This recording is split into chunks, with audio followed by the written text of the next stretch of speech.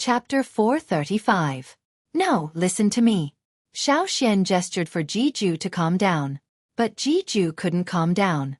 The more he thought about it, the more his heart ached. Later, he brought people to the 1,000-grain gold to move the few stalks back from the mountain, but they couldn't. Their roots were too long and no one knew where they went. They couldn't even dig them up. They took the risk to break 2 stalks, but they withered not long after. He sent people to search again, but they couldn't find the 1,000-grain gold. The few stalks there didn't produce any more stalks. Perhaps there were only a few stalks of 1,000-grain gold left, and the fruits were in his and Xiaoxian's hands. Xiaoxian, tell me, how many of this year's new grains do you want in exchange? Jiju asked, suppressing his frustration. Xiaoxian didn't reply. Black Bear guessed something from Xiaoxian and Jiju's conversation. He guessed that Xiaoxian and Jiju had found some strange grains. Xiaoxian brought some back but failed to plant them. Jiju wanted to use this year's new grains to exchange for last year's grains. To Black Bear, this was a win-win situation. When it came to planting, especially those strange grains, the Ji family had always been the best. Now that the Ji family had a golden grain Jiju, it meant that Jiju's grains were the best in the Ji family. Since Xiaoxian couldn't grow them well, wouldn't it be better to trade them for something else? The golden grain field's new grains were the envy of many. If they sold them, the Yanjiao tribe would get a lot of good weapons too. Black Bear wanted to persuade Xiaoxian to agree. He looked at Guang Yi, hoping that as an elder, he could persuade him. Unfortunately, Guang Yi kept frowning as if he had heard something that upset him. It was not directed at Xiaoxian but Jiju. Black Bear's heart jumped. How could he forget that Yanjiao people were never afraid of trouble? Even if the person in front of him was Jiju, they could do anything if they were unhappy. What to do, what to do?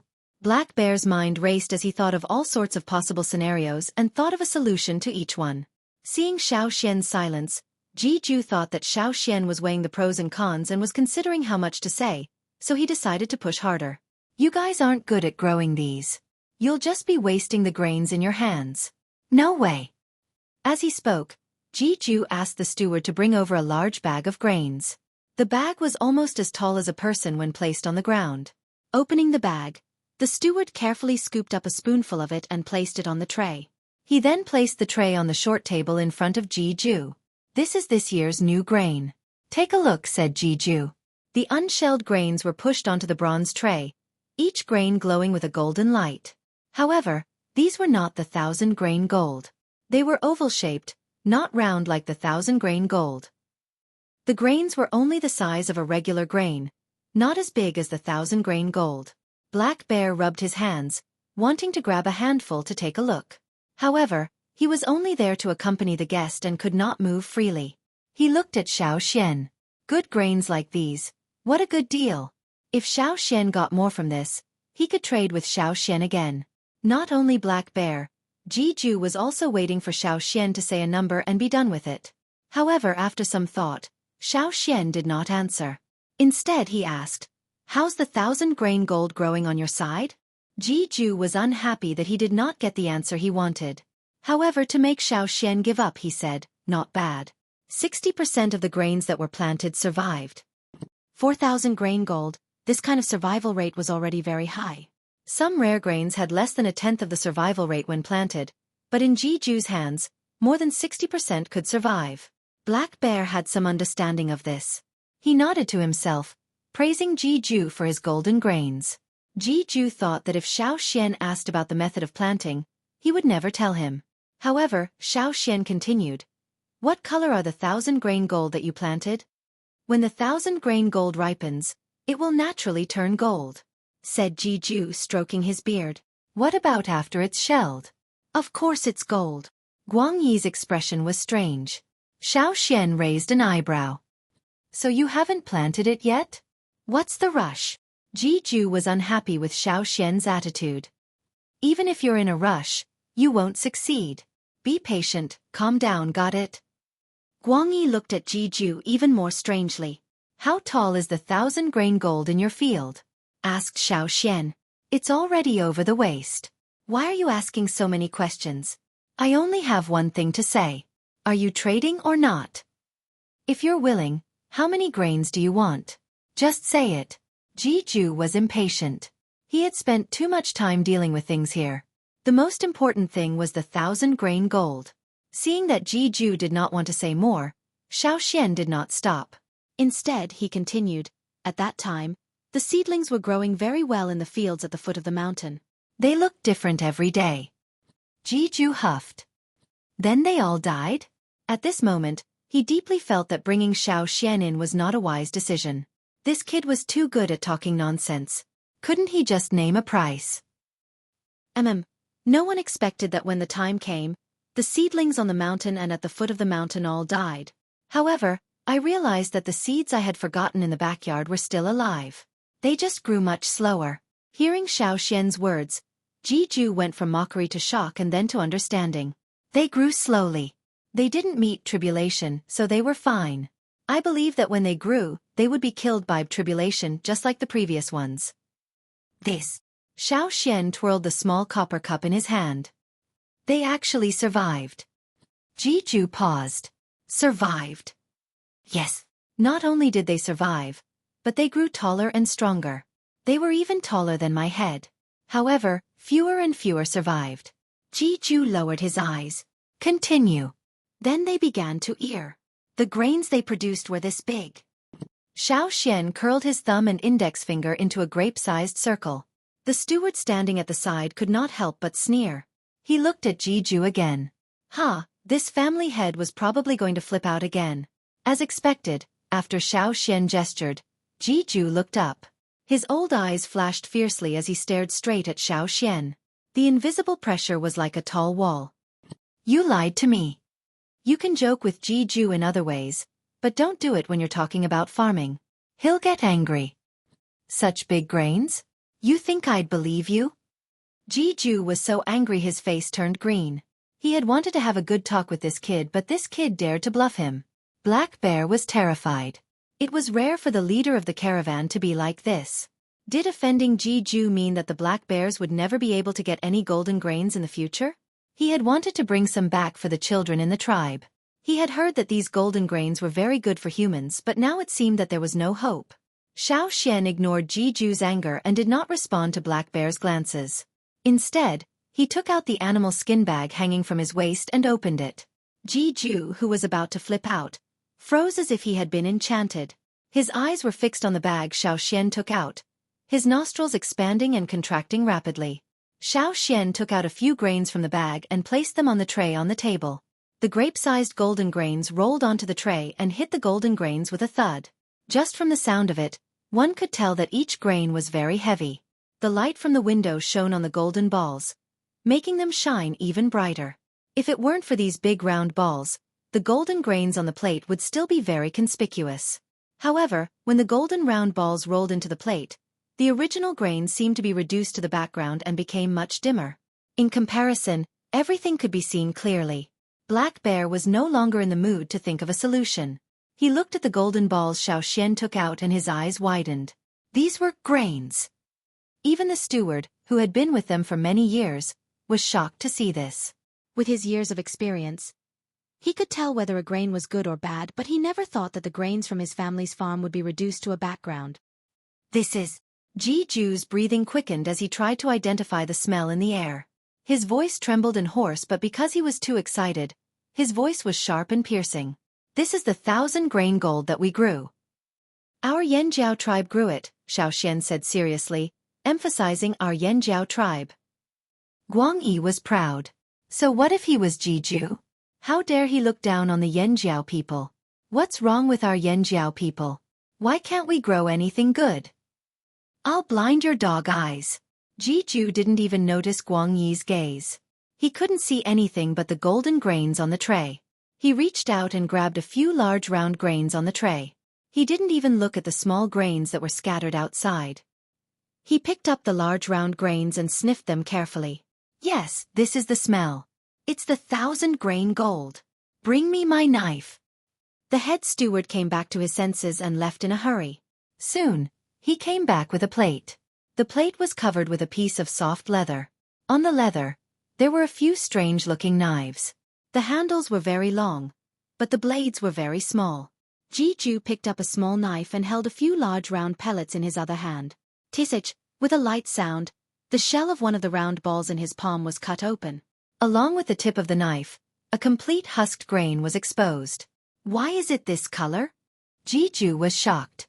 In Jeju's hand, the purplish gold grains were placed next to the golden grains. It looked even stranger. That's why I wanted to ask you. I was just asking you what color it was, Xiaoxian said. It shouldn't be, it shouldn't be. Jeju looked at the purplish gold beads in his palm. His gaze unfocused then focused on the beads again.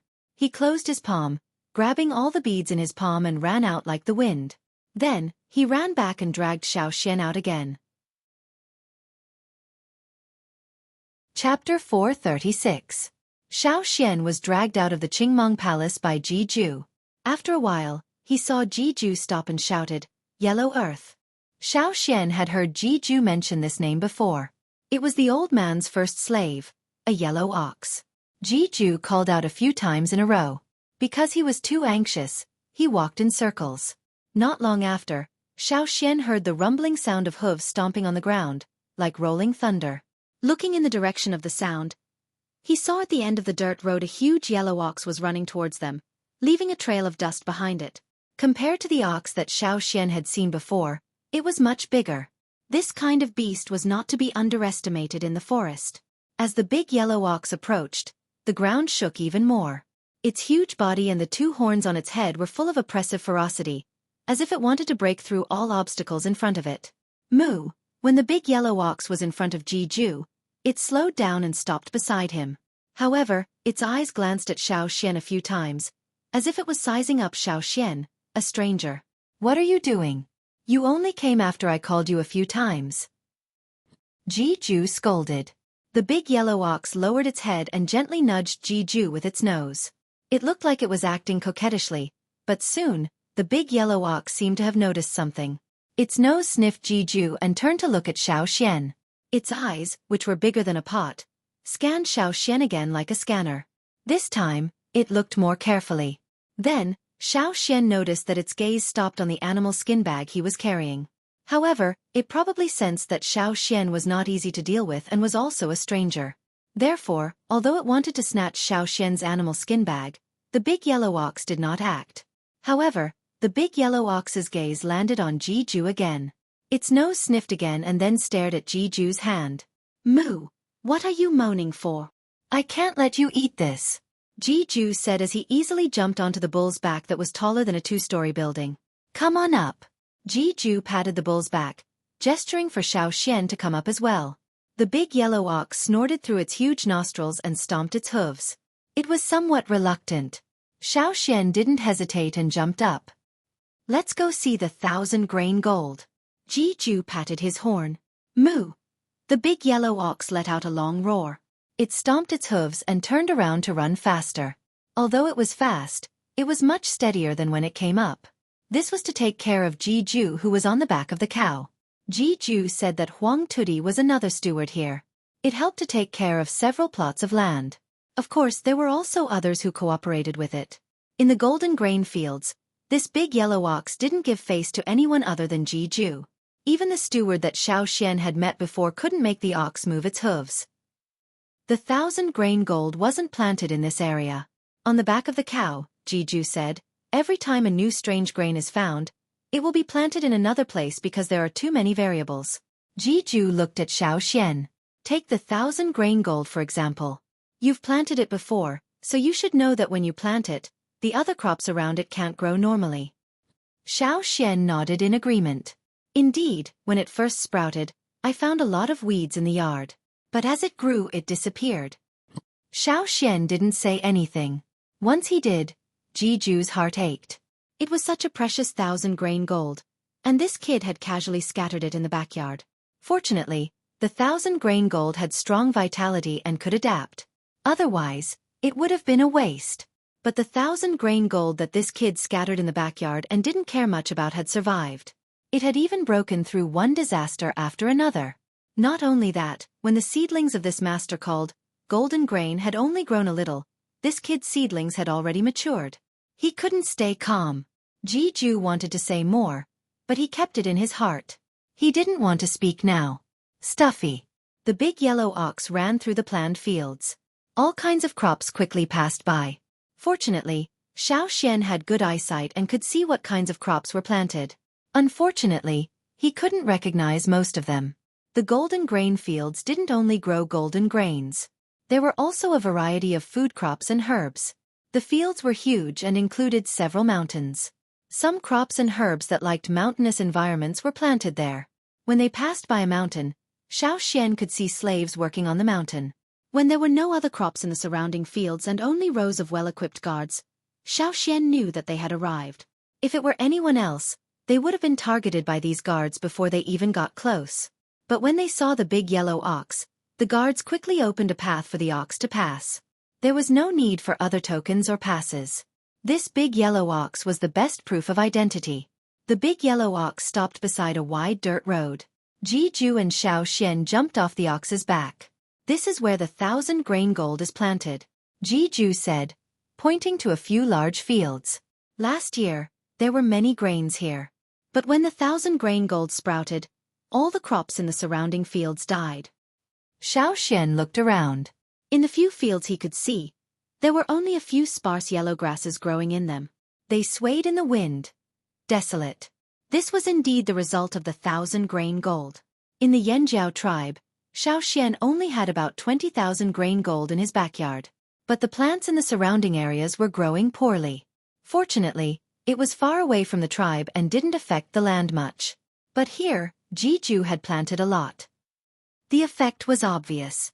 There was a tall wooden fence around the area. There was a door just big enough for the big yellow ox to enter. Beside the door, there were guards inside and outside. When they saw Jiju, they bowed. "Let's go." Jiju called for Xian and walked in. Jiju had people surround the tall wooden poles after planting the 1,000 grain gold. Without Jiju's permission, no one outside could see what was going on inside. Even the stewards could not enter without Jiju's permission. Hence, the situation with the 1,000 grain gold was kept under wraps. That was why the younger generation of the Ji family was so anxious to find out what was going on. The fields with the 1,000 grain gold came into view.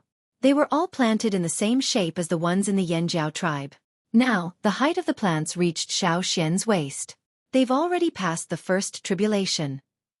Those that don't will become fertilizer for other plants.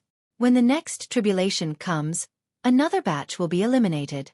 After the third tribulation, the ones that survive are the best, Jiju said as he looked at the green fields. Jiju's eyes were filled with pride and relief. However, when he thought about what Xian had taken out, he slapped down his pride. Taking out the few grains Xian had given him, Jiju waved at Xian. Not far away, there was a small hall called Qiju Hall. This was the highest level place in the field. When they sat down, Jiju began to ask Xian about what happened when he planted the 1,000 grain gold. As descendants of the Ji family, they had too many secret techniques that were unknown to outsiders. That was why they were able to grow better crops than others. They were able to grow rare crops that others couldn't, especially grains. Someone once said that if you found a new type of grain that was difficult to grow, you just had to find the Ji family and they could grow it. But now, the situation was a little strange. They were seen as boorish and violent by the people, but they actually managed to grow such a rare breed, and it was even better than the Ji family's golden grain. How could these people who enjoyed the praises of the Ji family accept this? However, Jiju's main focus was on grains. Everything else was secondary. That was why he could adjust his mindset at this time. Xian did not hide anything and told Jiju what had happened. First, he wanted to understand the reason behind the change. The Ji family knew more about this than anyone else. Since Xian had told him how to grow it, Jiju would definitely help him find the reason. Second, based on Xian's understanding of Jiju, he would not go back on his word. Once he found out the reason from Xian, he would definitely reward Xian even more. Fearsome beast meat! Jiju exclaimed. The big yellow ox not far away flicked its ears. Yes, they ate it, Xian said. So, it was because they ate vicious beast meat that they passed the 3 trials and ended up like this? Jiju placed the few grains he had been holding onto the table, still unable to wrap his head around it. Although I know of some rare methods such as bone burial, this is the first time I've heard of using fearsome beasts to feed them. Jiju stroked his beard, still in a daze. Could the secret ancestral recipe not be as good as a few pieces of fearsome beast meat? It shouldn't be. That's why I came this time to find out the reason. I also wanted to see what color the 1,000-grain gold you grew was, and if it was the same as ours, Xiaoxian said. Jiju's face reddened, but he did not say anything. Xiaoxian continued. Tell me, you're using a method passed down from your ancestors. You're using your own fertilizer. Will the result be a different color? For example, white, green, black, and so on. Different fertilizers could produce different colors, right? Jiju stopped stroking his beard as he suddenly thought of something. His whole body shook, and the few strands of beard fell to the ground. I got it. I see. Ha ha ha. The 5 colors of gold, so that's what it means. Ha ha ha. Looking at the laughing Jiju, Xiaoxian had a toothache. This old man had gone crazy again. Who knew what he was thinking? After laughing, Jiju ignored Xiaoxian and rushed into a room, leaving Xiaoxian and the bull outside the hall staring at each other. Seeing the bull staring at the grains on the table, Xiaoxian threw one of the grains that Jiju had peeled. It was a gift to Jiju for inspection, and he would not take it back. When Jiju came out again, he saw the bull blocking the entrance with its head. It stared at Xiaoxian and mooed. Xiaoxian, who had been sitting there, was taking a nap. Chapter 437. Xiaoxian was sleeping so soundly that he was drooling. His ears had a filtering function, and he pretended not to hear anything he did not want to hear. However, as soon as Jiju came out, Xiaoxian woke up. In the past, people who came to Jiju's place were either too cautious and did not know where to put their hands, or greedy people who looked around and wanted to grab everything they saw. People like Xiaoxian who waited until they could fall asleep were too rare. After figuring out a question that had been bothering him for years, seeing Xiaoxian like this, Jiju was in a rare good mood. He smiled and asked, "What did you dream of?" "I was cooking porridge when you came." Xiaoxian wiped the drool from the corner of his mouth, not embarrassed at all. It was indeed very quiet and peaceful here. There was a faint fragrance of plants in the surroundings and it was very relaxing. In his dream, he had cooked a pot of porridge and the porridge was filled with white rice. That's not right. Xiaoxian paused in his stretching. White porridge. White rice. Thinking carefully, in the pot of porridge in his dream, every grain of rice was round. Although they were not as big as the purple grains in the tribe, they were not much smaller. Jiju sat down and poured himself a glass of water. Seeing Xiaoxian standing there in a daze, he asked, "What did you think of?" "I was thinking carefully about the pot of porridge in my dream," Xiaoxian said. Jiju was happy and did not think much of it. He just thought that Xiaoxian was greedy. Indeed, in a place full of food like this, it was not strange to dream of such things. Without thinking much, Jiju said, "Because of what you said, I thought of a problem that has been bothering me for a long time. The 1,000-grain gold was mentioned in the records left behind by our Ji family's ancestors. I know how to plant the 1,000-grain gold from our ancestors' notes." In order to find this, he had flipped through the records left behind by the Ji family's ancestors. He had found many things. However, it wasn't called 1,000-grain gold back then. It was called Golden Valley, which had a very broad meaning. Jiju had spent a lot of effort to find out more about the planting method of 1,000-grain gold. After some modification, he had replaced some of the outdated ingredients in the recipe. Finally, he had finalized the recipe for fertilizer. However, his ancestors' notes did mention the 5 colors of gold. Unfortunately, the notes were not complete and Jiju did not see the complete version. He did not understand the 5 colors of gold until Xiaoxian mentioned it. Only then did Jiju remember his ancestors' notes. The gold in the 1,000-grain gold does not refer to the same color. Jiju explained to Xiaoxian. The 5 colors of gold are different depending on the place and the person. Therefore, different places, different people and different methods will produce different results. Just like how Yanjiao's gold is purple, our field's gold might not be the same color as yours. It might even be different from the original grains. Different depending on the place and the person? If that's the reason, then there should be differences between different colors, right? Xiaoxian asked. That's right. Jiju stroked his beard and suddenly felt that something was wrong with it. It felt like there was less of it. He paused, then said, "The 5 colors of the 1,000-grain gold will indeed be different. Based on my speculation, The 1,000-grain gold planted in your tribe will change greatly compared to the ones we found in the mountains. This is the trend of their change. As long as it's planted in your tribe, by your people, and by the same method, the final product will be more suitable for your tribe. However, if one day your tribe moves away and leaves the 1,000-grain gold there, a few of them will survive for hundreds or thousands of years. However, generation after generation, they will gradually decrease and change back to their original appearance until they become like this. Jeju opened his hand, holding a few bean-sized grains with a dark golden luster. These were their first harvest. Thank you for the information, Xueqi said solemnly. Take good care of your tribe's purple gold grains. Even if you don't know how useful it is now, one day it will prove its worth. Everything in the world complements each other. Any change has its own reason. Even though there are 5 colors, the purple one might be what your tribe needs the most. Similarly, the one in my field will be what I need the most. Jeju sighed. It was impossible to say that he was not envious of Xueqi, but now Jeju was much calmer. Perhaps what he needed the most was not the ones the Yanjiao people grew, but the ones growing slowly in his field. As for Xueqi's Yanjiao tribe, those who could grow the 1,000-grain gold and make it change like this were definitely not a group of rough and fierce people like the rumors said. He also had a new understanding of the Yanjiao people. Jeju was about to talk about Xueqi's purple 1,000-grain gold grains when he noticed that there was only one left on the table. Jeju remembered that he had brought 3 over. One was shelled and the other 2 were intact. Now there was only one unshelled grain left on the table. Where were the other 2? Xueqi saw Jeju look over and pointed outside the door. The ox head blocking the door immediately retreated. Since he had fed the ox head, Jeju did not say much. He only huffed and thought of the 1,000-grain gold in his field. He could not help but smile. Xueqi, what color do you think the grains in my field will be? White. Xueqi blurted out. Then he realized that he had brought in the pot of porridge from his dream. Jeju was puzzled. Why are you so sure? I guessed, Xueqi said dryly.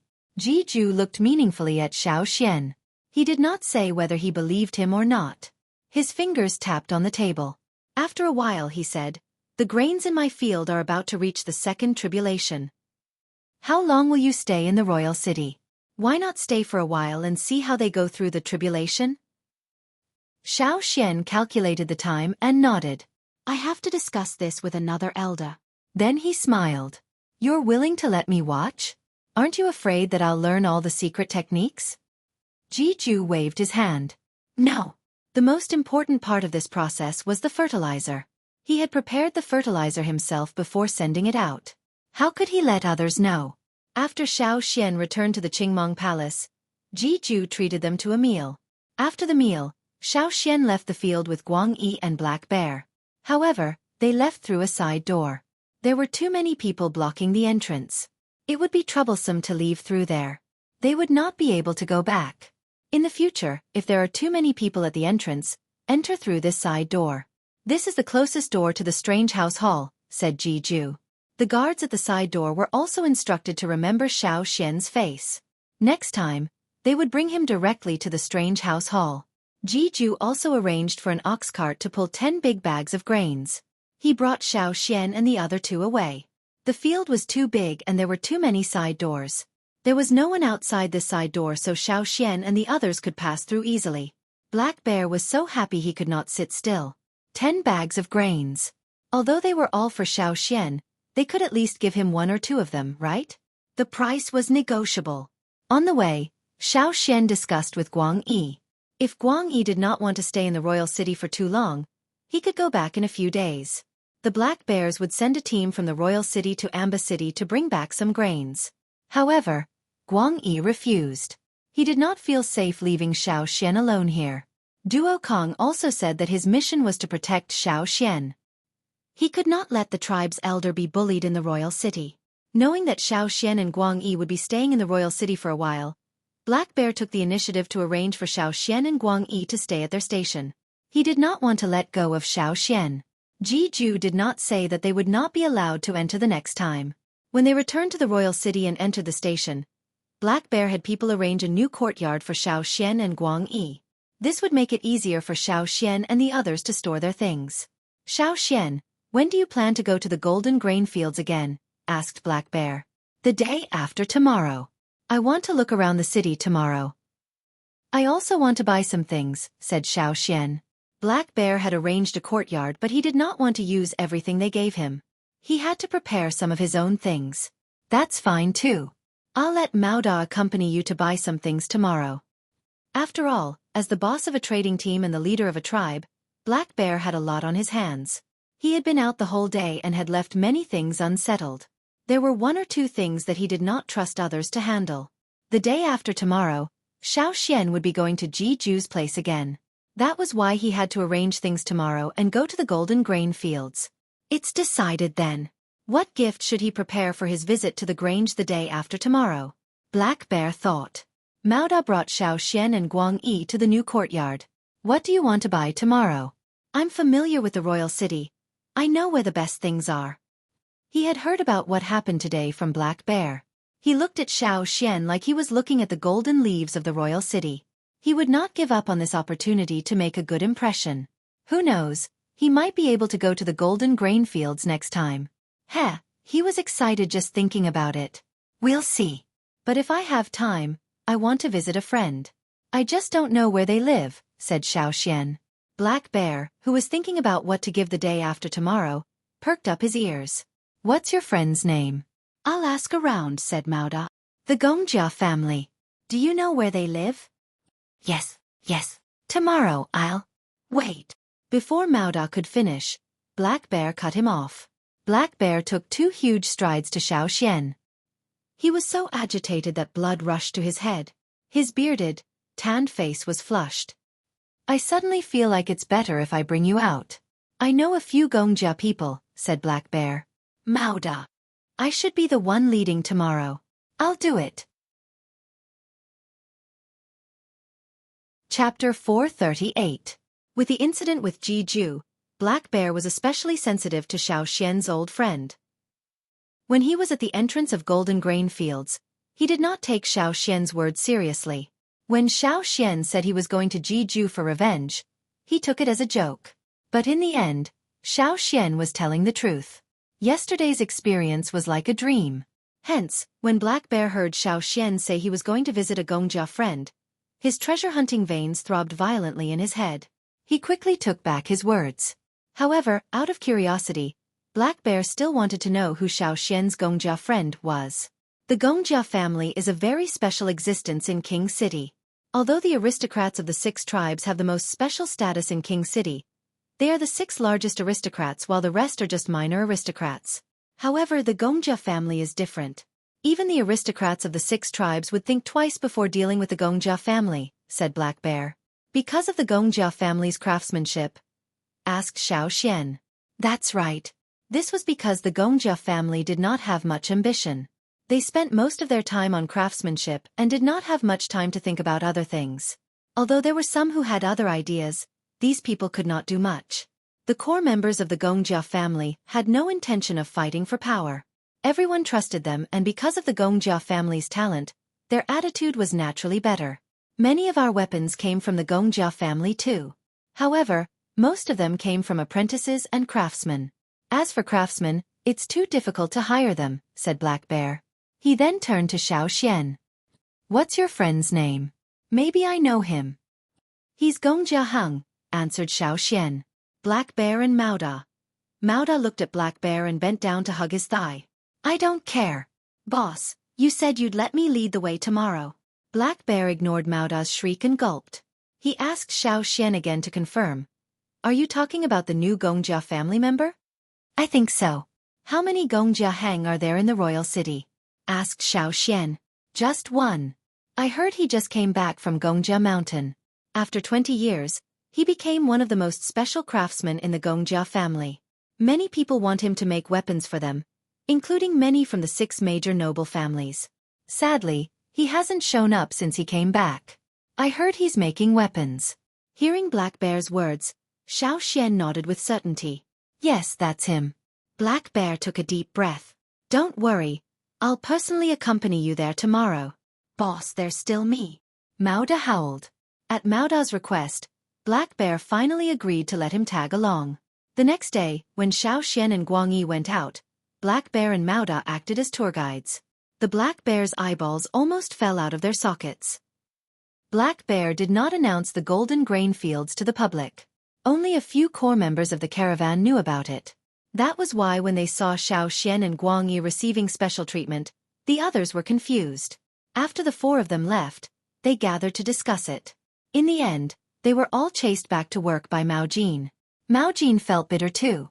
He knew the inside story and wanted to tag along too. Unfortunately, he was left behind to handle the internal affairs of the caravan. Xiaoxian walked on the streets of the royal city. The streets were wide enough for giant beasts to walk on. There were some strange beasts he had never seen before.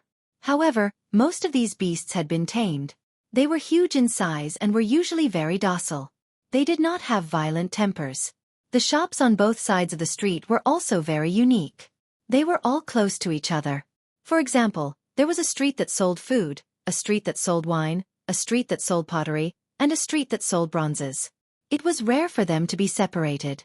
Xiaoxian and Guangyi were interested in the bronze wares. Not only were there weapons, there were also many exquisite bronze tools and ornaments. However, Xiaoxian and Guangyi were only going to look at them. They would not buy them. They had no use for them anyway. What did they want these ornaments for? To show off? When the shop owner saw that Xiaoxian and the rest had no intention of trading, he did not smile. Then, he looked at Xiaoxian and the rest with disdain. They were obviously tribesmen from afar. How could ordinary tribesmen buy such exquisite bronze wares? Ignoring the stares, Xiaoxian listened to the rhythmic sound of wooden blocks hitting each other. He asked, "What's that next street?" Black Bear was about to say something when Mao Da cut in. "It's a divination. Many of the people there are descendants of the Yi family. However, they're just unimportant people. The truly powerful Yi family rarely go there. However, sometimes a family will go there. Whenever that happens, the streets are always crowded." Divination? Xiaoxian was curious. He had heard that the divination skills of the 6 tribes of the Yi family were very powerful. Back in Gongjia Valley, he could tell from the murals left behind by the Yi family. Thinking about the knot divination he had learnt, Xiaoxian decided to go take a look. Black Bear and Mao Da wanted to go to the Gongjia family immediately, but since Xiaoxian wanted to go next door, they had no choice.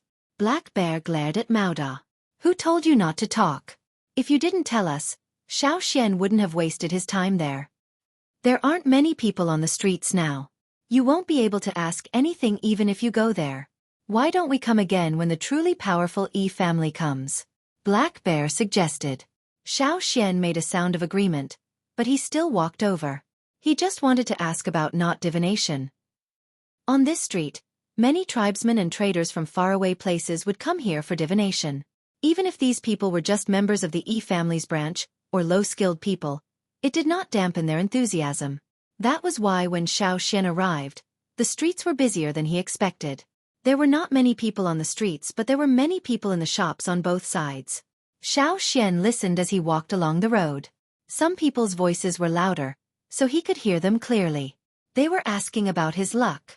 Others sounded like they were telling him secrets, probably asking about his privacy. Their eyes scanned their surroundings cautiously, afraid that they were being watched. After scanning his surroundings, Xiaoxian chose a shop and walked in. Sitting inside was a slightly thin old man with white hair. The old man sat cross-legged on a soft leather cushion. On the short table in front of him were some wooden blocks connected by straw ropes. There were all sorts of symbols on the wooden blocks that outsiders could not understand. When Xiaoxian arrived, the people in the shop were leaving. There was no need to queue, so Xiaoxian came to the short table. "What do you want?" The old man looked like an expert. Seeing that Xiaoxian was looking at the straw ropes and wooden signs, Mao Da said, "Why don't you read our fortune today?" The old man pointed at the wooden blocks connected to the straw ropes. "Pull on the rope and move it. You know the rules, right?" I know.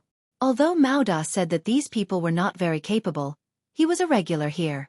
Every time he came to the royal city, he would get someone to read his fortune. Without using any totemic power, Mao Da shook the rope and the wooden blocks on the rope scattered. The old man looked at the scattered pieces of wood, then took out some smaller pieces of wood with the same shape and arranged them on the table. He moved them around and muttered something silently. After about 10 minutes, the old man stopped and wiped the sweat off his forehead. "Good news. Hey!" Mao Da was very happy. Xian, what do you want to read? Tell me. The one just now. Is it done? Xian was confused. It's done. Mao Da nodded. Xian looked at the old man sitting there.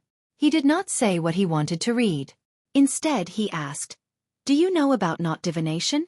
As soon as Xian finished, the old man snorted. "You look like you don't know anything. Knot divination? It disappeared 1,000 years ago. Today's knot divination is just a trick. Young man, let me give you a piece of advice. If you see anyone doing knot divination, you have to be careful. Don't get tricked." The old man looked like he was saying, "This is for your own good. So you're saying that knot divination existed 1,000 years ago?" Xian asked again. Of course. Knot divination was one of the 3 most powerful divination methods in the Yi family. Unfortunately, the Yi family changed and knot divination disappeared. But it's okay. Without knot divination, the Yi family has more powerful divination methods. In the past 1,000 years, the Yi family has produced many talents and created many new divination methods. The old man lifted his head slightly, his eyes full of pride. Although he was just a peripheral member of the Yi family, the old man still talked about the Yi family. However, the old man did not say anything more about knot divination. Knot divination? You're using only one rope for divination? How do you do it? Mao Da was curious. The old man looked at Mao Da in disdain. The art of divination is not something you know. Heh! Don't look down on me. I'm sure you don't know either. Mao Da retorted. I don't know? The old man huffed. The rope divination method I use is similar to knot divination. Plus, the rope divination method I use can be accurate. For example, I did a divination for myself. Today, there will be a crisis and it's a matter of life and death. Why are you speaking so casually when it's a matter of life and death? Aren't you worried? Mao Da did not believe him. What's there to worry about? What will come will come. The old man was still calm. If you don't believe me, you can stay here and wait. Mao Da pouted. What does your crisis have to do with me? I'd rather go to the Gongjia family's entrance and watch a sword test than sit here and watch you pass the tribulation. Let's go, Xian. Let's go to the Gongjia family. I heard there's a sword test over there. Mao Da was tempted. This time, Xian did not stay. However, before he left, he said to the old man, "Aren't you tired of sitting here all this time? Why don't you go outside and walk towards the rising sun?" There's no need to talk to the old man. The Yi family only believes in themselves, said Black Bear. From the corner of his eye, he saw Xian toss something onto the ground. Upon closer inspection, he realized it was some yellowed grass. It looked like a broken rope. After Xian and the rest left, the old man in the shop kept thinking about the young man's words. Why don't we go out for a walk? This was the Yi family's place anyway. The Yi family had their own rules. There were so many pairs of eyes around, there was no need to worry about theft. After sitting here for so long, it was good to get up and walk. The old man got up and walked out of the shop. After 2 steps, he paused and looked at the sky. After thinking for a moment, he turned and walked towards the other side of the street, towards the rising sun. After about 80 steps, the old man was thinking about walking 100 steps before going back. Suddenly, there was a loud rumble behind him, followed by the loud neighing of a mammoth. The mammoth had gone crazy for some reason, charging from the next street. It knocked down a few houses, including the old man's shop. Swoosh, swoosh, swoosh. Sharp spears glinted coldly, carrying with them a merciless, murderous aura. Like a storm, they enveloped the mammoth. Pfft! Blood splattered everywhere. In the blink of an eye, the mammoth had turned into a porcupine. The murderous aura spread. Around the mammoth, there were also many spears that missed and pierced into the ground. The people on the street didn't run away screaming. Instead, many of them came closer to watch the show. This kind of thing wasn't rare, but it was inevitable that some unlucky people would suffer. For example, the families whose houses were knocked down by the mammoth wouldn't be crushed to death by the collapse of their houses, but they would be injured and trampled by the crazy mammoth. If they were even more unlucky, they might even be impaled to death by the city guard's spears. The old man didn't listen to the discussions around him. He saw that his shop was in ruins. Not even a single piece of wood was left intact. It was a bloody scene. If he hadn't walked out, The old man shuddered as he thought about it. Just now, that young man, did he really just casually mention it? Chapter 439. When the incident happened on the street, Xueqi and the rest had not gone far. They heard the commotion. Even though they couldn't see clearly what happened, Black Bear and Mauda could guess based on their past experience. I think a mammoth ran past, said Mauda. He heard the sound of elephants just now, but it stopped after a while. The city guards would not let them rampage around the city and cause destruction. Thank goodness we left quickly or we would have been affected. Then, Black Bear remembered what Xueqi said before they left the shop. His eyes darted toward Xueqi, deep in thought. In the past, Mauda would have gone to watch, but compared to the Gongjia family, the commotion here was not as interesting. Let's go to the Gongjia residence. Right, where does Gongjia Heng live? Mauda was curious. He returned to the royal city late, so he only found out about Gongjia Heng through private conversations with the people who stayed in the royal city. I've been there before. Black Bear pointed and walked in front to lead the way. Most of the Gongjia family members lived in one place in the royal city, surrounded by a large wall. Although there were others who lived elsewhere, there were fewer of them. However, because there were so many people, there were doors in all 4 directions of the Gongjia residence's wall. Actually, they did not have to worry about not finding the right door. Because of Gongjia Heng, there were many people outside. No matter how big the Gongjia residence was, they just had to ask around to find out where it was. What, you're going to watch the sword test too? Asked a passerby who knew Black Bear. Black Bear did not say much. If he said they were going to look for Gongjia Heng, they would definitely be pestered. When they arrived, Xueqi saw many people before they even saw the door. Some were here to test the sword while others were here to watch. Sigh, he failed again. The sword is broken. He has no chance at all. He can't even compare to the previous one. But how many failed today? 21. But only one succeeded. I didn't see him, but I heard that he was from the Feng clan of the 6th division. The surrounding people were discussing among themselves. Someone squeezed out from the crowd, looking dejected. He was even being pointed at by the people around him. Obviously, this was the person who had failed the sword test. So many people. Xueqi sighed as he looked at the crowd that had filled the door. There aren't that many now. There were more people when Gongjia Heng came back, said Black Bear. Heng, who had been away for 20 years, returned from Gongjia Mountain. The Gongjia family's jaws dropped. Back in the day, Gongjia Heng wasn't a genius. He wasn't even ranked in the Gongjia family. When Gongjia Heng left for Gongjia Mountain, many people didn't think highly of him. Every year, many people had the same idea, but after they left, they never came back. Very few succeeded and they were all very intelligent people. Gongjia Heng was just an ordinary person. Going to Gongjia Mountain was suicide. Unfortunately, not only did Gongjia Heng come back alive, he even managed to learn the skills left behind by the best craftsmen of Gongjia Mountain. Not just the Gongjia family, even the royal city was in an uproar. Many people came to ask for weapons. The aristocrats loved swords, so many people came to ask for swords. However, Gongjia Heng's status was high enough that he dared to be rude to the aristocrats of the 6th division. There were too many people here and Gongjia Heng was impatient. He came up with this sword test. Only those who passed would be registered and qualified to talk to Gongjia Heng. Otherwise, they would all be blocked outside. The so-called sword test was actually a test where Gongjia Heng prepared some large rocks and placed them outside the door. Then, he placed some weapons on top of the rocks. If anyone could use these weapons to cut through the rocks without damaging the weapons, they would pass. If the weapons were chipped, they would have failed, much less broken weapons. This was actually a test of one's ability. Gongjia Heng had specially selected the quality of the weapons and rocks.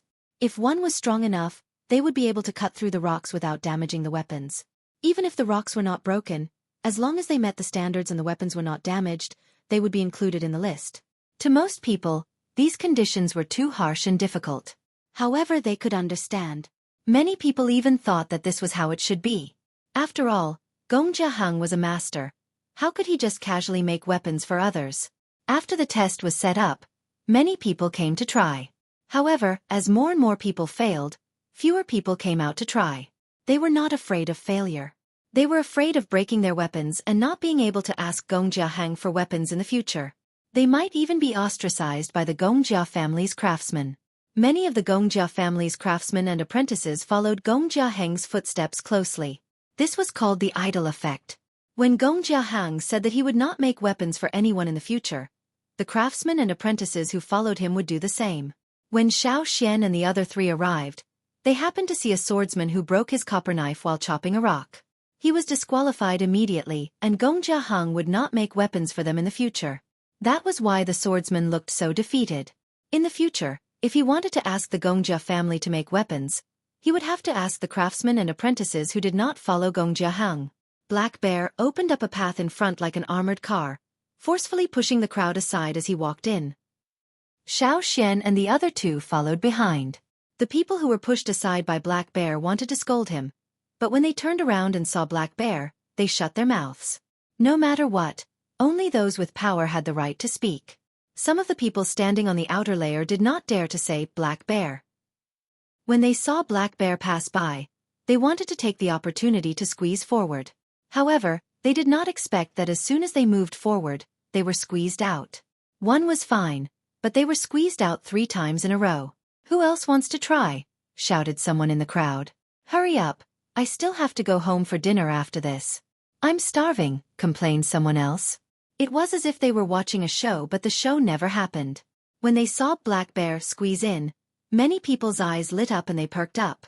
Perhaps this muscular man could put on a good show? Black Bear really wanted to try. He had only been scouting and observing for the past few days. Now that he had brought Xiao Xian here, he wanted to give it a try. Even if he failed, perhaps he could use Xiao Xian's connection to change Gongjia Heng's mind? It was no wonder he was not confident. In the past, he had only chopped people and vegetables. When had he ever chopped rocks? After making up his mind, Black Bear said to Xiao Xian, "Wait here, I'm going to try." Just as Black Bear was about to go over, a man dressed in a linen gray robe squeezed in from the other side of the crowd.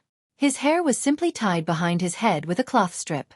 His face was expressionless, and he looked quiet and inconspicuous.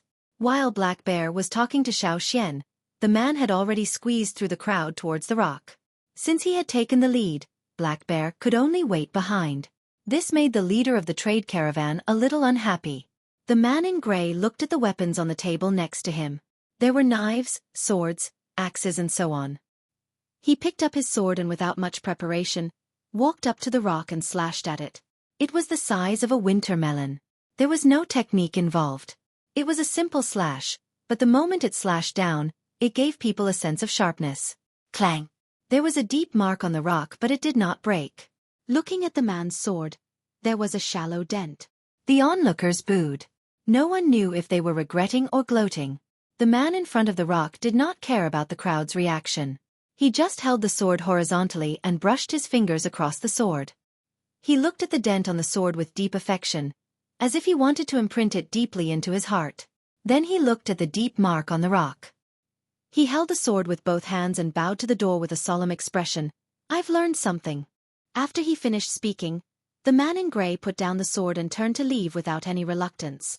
His lonely back was like the wandering swordsman in the old stories. The onlookers were astonished by the other party's reaction. "Wait, this warrior, what did you understand after you slashed the stone? Why did you look like you understood the true meaning of this place? Why don't we find a place to drink and talk about life?" Some onlookers followed up to ask. Unfortunately, the unknown man still did not speak. His back was straight like a sword as he walked away quickly in the autumn wind. Could he be a master? The masters in the world always had different ideas. They could not be understood. Maybe he would become a famous swordsman in the future? Some people thought. However, Black Bear did not pay attention to the person who left. Seeing that another person had failed, he was nervous. "What kind of weapon do you think I should choose?" "Sword? I heard the Gongjia family makes more swords. Maybe that sword will be stronger than other weapons," said Mauda. Black Bear looked at Xiao Xian. "Use whatever weapon you're used to. When you slash, just treat it as if it's a ferocious beast that's about to kill you. Don't think about anything else," said Xiao Xian. Black Bear nodded. Xiao Xian's thoughts were the same. He should use whatever weapon he was used to. His favorite weapon was still the axe. On the other side, the guards outside the door had changed the rock.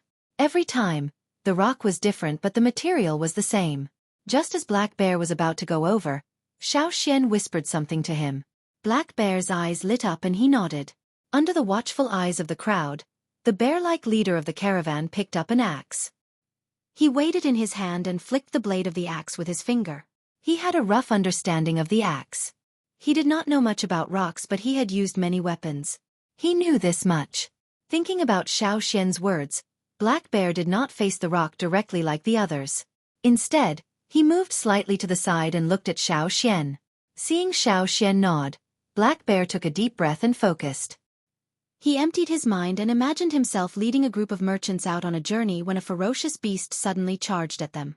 In this critical moment, without hesitation, he roared, raised his arm holding the axe and swung it down heavily. As he swung the axe, Black Bear's eyes were filled with cold, murderous intent. The crowd shuddered at his murderous aura. Bam! Unlike the previous sword tests, the crisp sound this time was especially clear. The rock split in half and the axe was deeply embedded in the wood below. The crowd was silent for a moment, then exploded. The crowd was even more anxious than Black Bear. Quick, pick it up and see. See if there's a chip on the axe. The coldness in Black Bear's eyes dissipated. He came back to his senses and was now nervous. He pulled the axe out of the wood and looked at the blade. His face lit up with excitement. No chip. There's no chip. Haha, boss. You did it. Mauda ran over excitedly, rubbing his hands and wanting to try too. Xueqi also went over to congratulate him. Get lost if you're done. A cold voice rang out. It stood out among the excited crowd. Black Bear's joy was dampened by this. He stopped smiling and looked over with a straight face. Then he snorted. I was wondering who it was. So it's from the Linlu tribe. Linlu tribe? Xueqi knew about this tribe because the person driving the carriage to the Ji residence yesterday was from the Linlu tribe.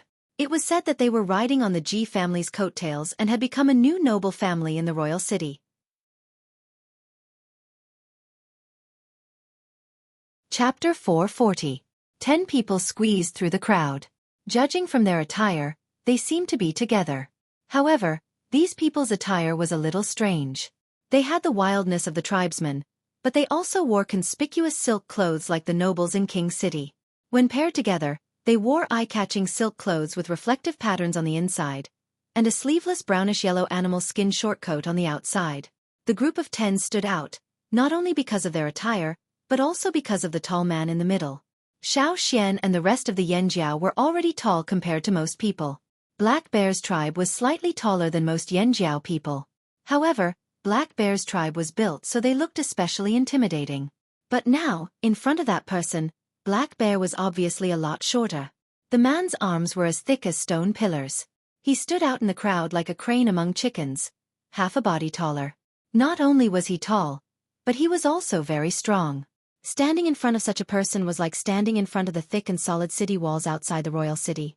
Such a big guy, those who were timid would be afraid just by looking at him. Who knew if he would crush or injure the people next to him if he fell? Some people wondered. Some guessed the man's identity. Those who were quick on the uptake had guessed from Black Bear's words. Linlu tribe? Lu family? That big man can't be Lubi, right? Some people speculated. Lubi? The one rumored to be able to kill a bear with one hammer? Someone exclaimed. When they heard kill a bear with one hammer, Black Bear and Mauda raised their eyebrows. Their displeasure deepened. What were they talking about? Hearing this under these circumstances, they felt like something was wrong. It sounded like a provocation. They were extremely annoyed. So that's what Lubi looks like. Some people were still discussing, their voices excited and a little regretful. They were excited to finally see him in person, but regretful because he was a little disappointing. Lubi was known as the most talented person in the Linlu tribe in the past few hundred years. It was said that he was tall and naturally strong. For this reason, the Linlu tribe even asked the Ji family to make him a big bronze hammer. Rumor had it that Lubi could kill a giant bear with one strike of his hammer. Because the Linlu tribe had moved to the royal city, the royal city's citizens were all talking about it. In order to make themselves known, the Lu family naturally spread the news of all the outstanding talents in the tribe. Lubi's name was naturally known by everyone. The citizens of the royal city wanted to see what Lubi looked like. Was he like a demonic beast, with one arm like an elephant's leg, holding a huge hammer the size of a house, and creating a pool with each step? It was a pity that he hadn't seen Luby before. The Lu family hadn't completely moved in yet. But now, everyone knew that the main members of the Lu family had moved to the royal city. The person in front of them, who was much taller than Black Bear Baimi, was the legendary Luby. Although it was a little different from what they had imagined, there were still some similarities with the rumors. It was enough for the people of the royal city, who lacked entertainment, to talk about it for a long time. Luby's long-handled hammer had a jujube-shaped head. There were some dents of varying depths on it, signs of battle. No one knew if they were left behind by humans or beasts. No matter what, one look at the hammer and you knew this person wasn't easy to deal with. Although Luby's hammer wasn't as big as a house, it could be used as an umbrella. Wielding such a solid hammer wasn't an easy task, much less using it as a weapon. As Luby and the rest walked over, Xiaoxian, Guang Yi and the rest, who were considered strong, now looked skinny and weak compared to Luby. Of course, the onlookers, including the Lin Lu tribesmen, were even weaker compared to Luby. They were as thin as firewood. However, the one who spoke wasn't Luby. Instead, it was a relatively gentle-looking young man who was walking at the front. The young man's gaze was always cold and mocking. Coupled with his words, he seemed a little arrogant. When Black Bear mentioned Lin Lu tribe, these people were unhappy. The young man walking at the front looked at Black Bear coldly. To them, the word tribe sounded too rustic. Now, everyone was imitating the aristocrats of the 6 tribes. They no longer called themselves tribesmen, but changed their surname to a family and worked hard to become aristocrats. In the royal city, when greeting or introducing themselves, most people would say X or XX. Who would say XX tribe? It wasn't easy for the Lin Lu tribe to change into what it was today. Now they were being mocked? A merchant is a merchant. You have no aspirations. Vulgar. The young man's cold face was 3 parts mocking and 7 parts arrogant. Black Bear narrowed his eyes. Yes, you have aspirations. I heard the Lin Lu tribesmen are rushing to the royal city to be slaves? Perfect, the grains in the fields outside the royal city are all ripe. They need people to harvest them. Maybe in a few days, you'll have work to do. The pay isn't low either. It'll be enough for you to eat 1 or 2 meals. There were sparks in the air, as if they could explode with just a touch. The voices of the onlookers quieted down, but no one left. Those who left soon came back, bringing their friends and relatives to watch. One was to see Luby, and the other was to see if a fight would break out. They couldn't miss this opportunity. On one side were the Black Bears and on the other was the Lu family of the Lin Lu tribe, who had just moved to the royal city. There were only 4 people on one side and 10 on the other. If they really fought, who would win? Some people were already guessing and betting. The people outside even gathered to place their bets. What? Are you here to test your swords too? Do you have the guts? Do you have the ability? Black Bear asked. The young man at the front raised his chin. That's right. He took a step towards the sword-testing rock and looked at the crowd. Looming of the Lu family. I'm here to test my swords. Someone next to Looming walked out. Looping of the Lu family. I'm here to test my swords. Luby, who was carrying a large hammer, grinned, revealing his white teeth. Luby of the Lu family. I'm here to test my swords. 10 people announced their names in a row. It didn't seem like they were announcing their names for the sword testing. More like they were announcing their names for the people around them. They were just showing off. You Black Bears, if you're done, then get lost. If you're not done, then get lost. It's our turn now. Looming looked at Black Bear. Black Bear was so angry that his fur was about to explode. He hated it when people shouted at him. If it was any other place, he would have pulled out his saber and slashed at him, just like yesterday on the dirt road outside the city. However, this was the Gongjia family's doorstep. He had just tested his swords and had the right to ask Gongjia Hang to make him a weapon. What if Gongjia Hang got angry and rejected him? Was he going to waste such a great opportunity for a few henchmen? Black Bear did not want to. Besides, Black Bear had brought Xiaoxian and the rest here. He did not want to drag Xiaoxian into this. He still needed to rely on Xiaoxian to go to Jeju tomorrow. If Xiaoxian was injured, tomorrow's plan would be scrapped. Black Bear suppressed his anger. His expression darkened as he glared at the Lin Lu tribe. It was as if he had flung a knife at them. Unfortunately, the people from the Linlu tribe didn't care at all. Xian watched the Linlu tribesman's actions from the side. He had an idea. These 10 people were not here to test their swords. Or rather, they were here to test their swords, but after seeing Black Bear, they changed their minds and targeted the 4 of them. At first, Xian thought some idiot did not recognize Black Bear, after Black Bear had tested his swords. But now, it seemed like these people clearly recognized Black Bear. From the looks of it, all of their actions and words were done on purpose to provoke Black Bear? No, Xian often hunted in the forest, so he was very sensitive to changes in the aura of humans and beasts. He could feel that these people did not come with good intentions. The Linlu tribesmen really wanted to fight. Xian was right. This was Lu Ming's plan. Initially, he wanted to test his sword, but when he realized the Black Bears were here, he changed his mind. The Black Bears only had 4 people and there were no other Black Bears around. The Lu family, on the other hand, had 10 people. This was a rare opportunity.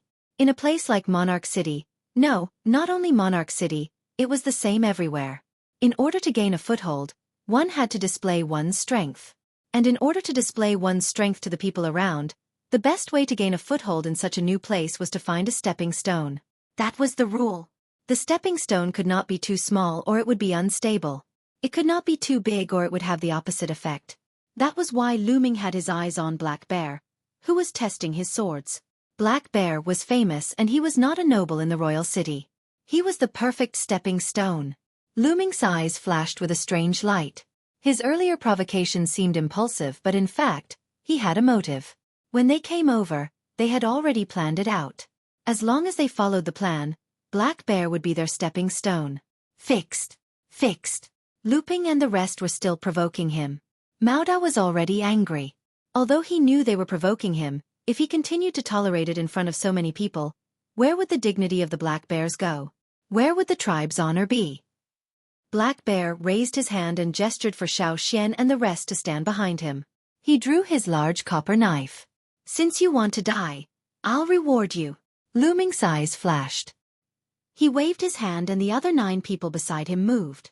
The 10 of them split into 4 groups and charged forward in a 3-3-1 formation. Everyone thought that the first to face Black Bear would be the tallest Lubi from the Linlu tribe. He had the highest chance of taking on Black Bear.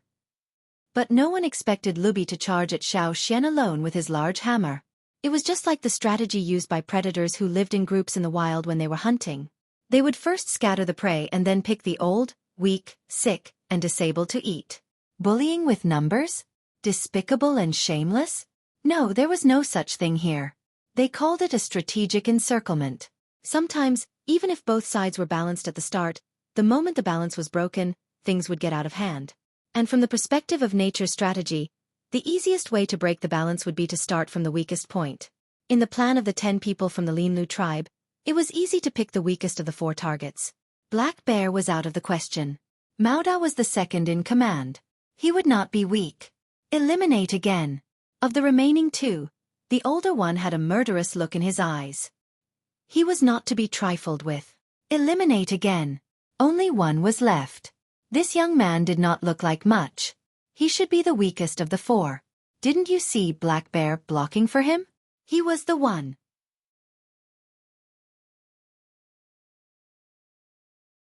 Chapter 441.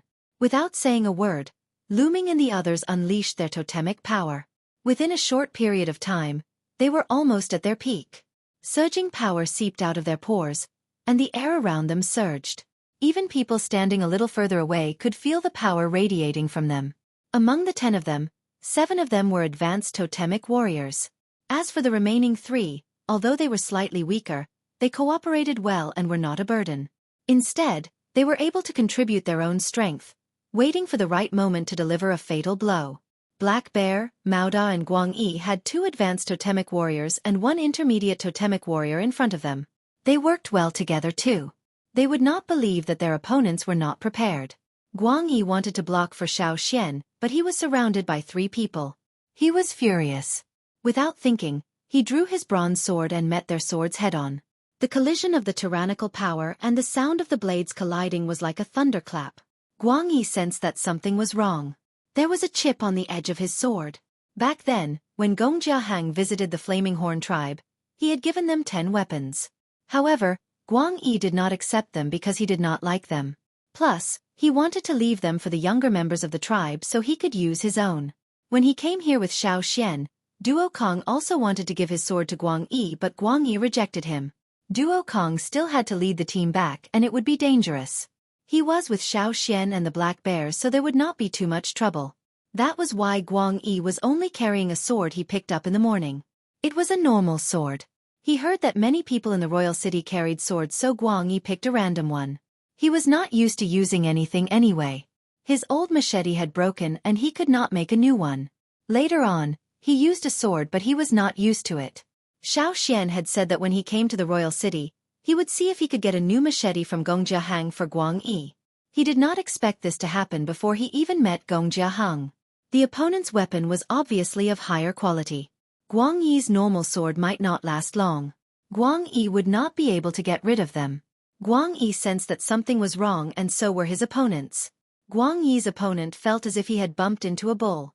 The recoil numbed his entire arm, and even his bones were trembling.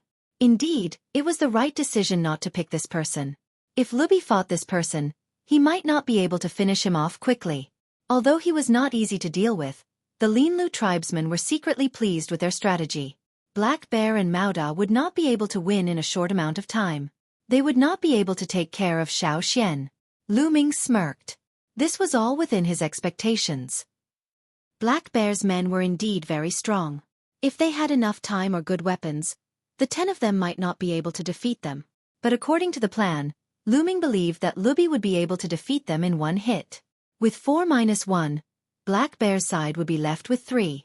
As for the Lu family, it would be 10 against 3. If they couldn't defeat Black Bear, they would let Lubi do it. With their cooperation, they wouldn't lose no matter what. On the other side, Lubi's body flashed. His tall and muscular body was not as clumsy as it looked. Instead, he was unusually agile. The muscles in his legs expanded, propelling his body forward. He charged towards Xiao Xian like a cannonball. His target was clear. He did not even look at the others. In the blink of an eye, Lubi was in front of Xiao Xian. The hammer he swung seemed to have sealed off Xiao Xian's escape routes. Xiao Xian was completely enveloped in the shadow of the hammer. There was nowhere to run. Lubi was hailed as the only prodigy of the Linlu tribe in hundreds of years. He was not someone who only had strength and no skills. Clang! The sound of metal clashing reverberated in the surroundings. The power that was released permeated the air and spread out, causing the surrounding people to tremble. It was as if Lubi's heavy hammer had not hit the people standing there, but their hearts. Xiao Xian gripped the hilt of his sword with one hand and supported himself with the other. He used the blade to block the hammer. His feet stepped on the ground. The ground around him seemed to shake from the force of the impact. Spiderweb-like cracks appeared on the ground. The earth and rocks on the ground were shattered by this tremor, and like a backflow of rain, they flew up high from the ground. The web between Xiao Xian's thumb and index finger split open, blood dripping onto the ground. However, this block had stopped the hammer. He blocked it. Lubi's eyes flashed with shock. He did not hesitate. He retracted his hammer and charged again, directly at Xiao Xian. Like a bolt from a crossbow, the air in front of him was shattered. Under Yang Guang's attack, the golden blade reflected a dazzling light, leaving a trail of light in the air. Clang! The sound of metal clashing was so loud it seemed like it was going to explode everyone's eardrums. The turbulence in the air was visible to the naked eye. Their vision seemed to be distorted. The sword in Xiao Xian's hand blocked the incoming hammer head-on. In order to block the hammer, Xiao Xian took a few steps back. The violent force transmitted to the ground beneath his feet. The already cracked ground could no longer withstand the force. Everywhere Xiao Xian's feet passed, there was a continuous rumble. Pieces of the ground collapsed. The depressions connected to each other, forming a long pit.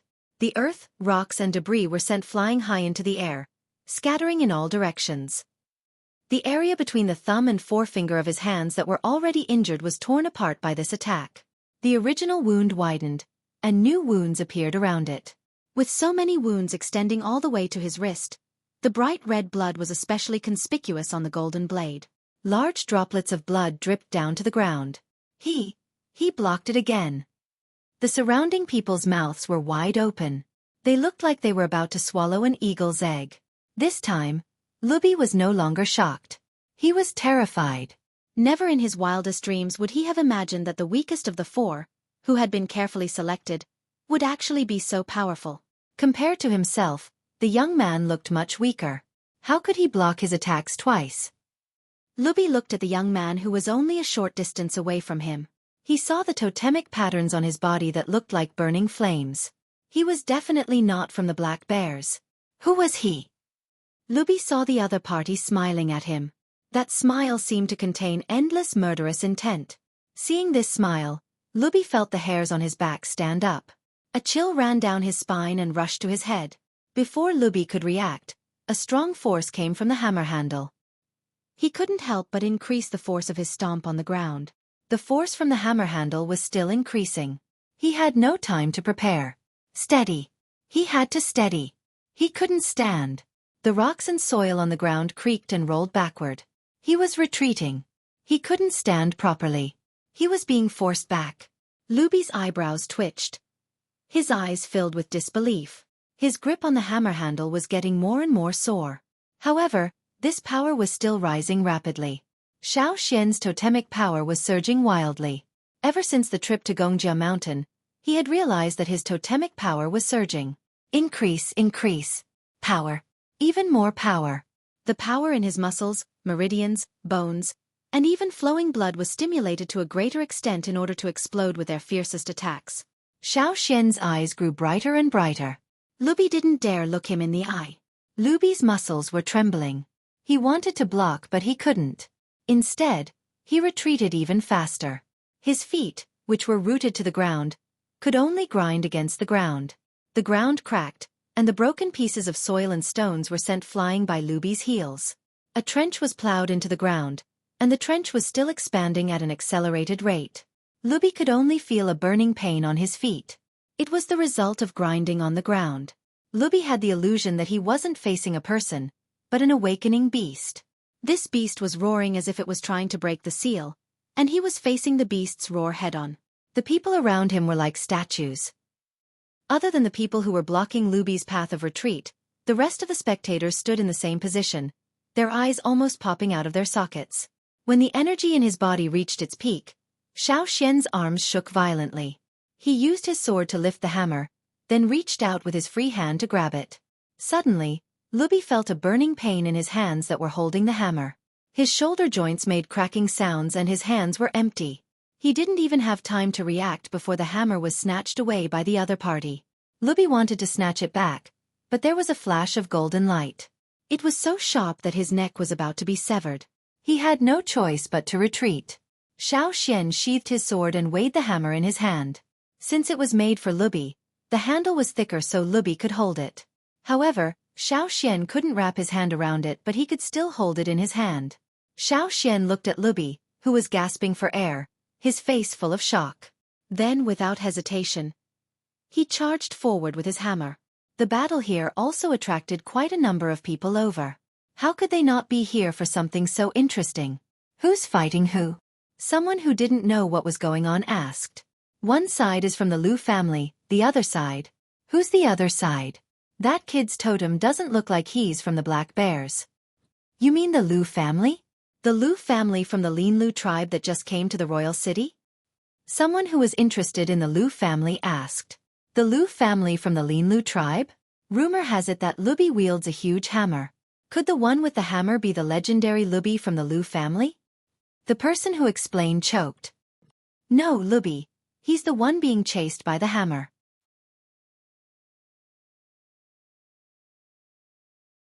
Chapter 442. That's Luby? The royal city citizens who had run over to watch the show were shocked. The guards at the entrance of the Gongjia family were shocked too. The Lin Lu tribesmen who were fighting Black Bear and the rest were so shocked their legs turned to jelly. Lu Ming had felt that something was amiss earlier. When he and the other two were blocking Black Bear, they had focused all their attention on Black Bear. They didn't dare to be careless when facing Black Bear, so he couldn't see what was happening on Luby's side. However, he believed that things would go according to his plan. However, when they first clashed, the sound was different from what he expected. Confusion flashed across his eyes, but he did not think much of it. What happened next stunned them. If it wasn't for Luby, they might not have chosen Black Bear. They had always believed that Luby would be able to stop Black Bear after taking care of the weakest one. However, who would have thought that the first target they chose for Luby would ruin all their plans? What happened to the hammer? How did this happen? If they could not even take care of the first person, who would stop Black Bear? While he was thinking, Luming was careless and was almost cut in half by Black Bear's heavy sword. He hurriedly raised his sword to block the attack. The force from the sword almost broke his arms. It was indeed a terrifying force. Black Bear was also strong. His sword slashed down, putting them under a lot of pressure. They could not stop him. Although he dodged the sword, Luming could not avoid a kick to his chest. He flew backwards, spitting out blood. When he landed, his legs were weak and he fell to the ground. On the other side, there was another loud bang. Rocks and dirt fell to the ground like raindrops. Xueqi held the long bronze hammer, watching Luby roll away like a gourd. Luby, who had finally stopped, ignored the pain in his body. His eyes were still filled with shock as he stared at the young man standing there.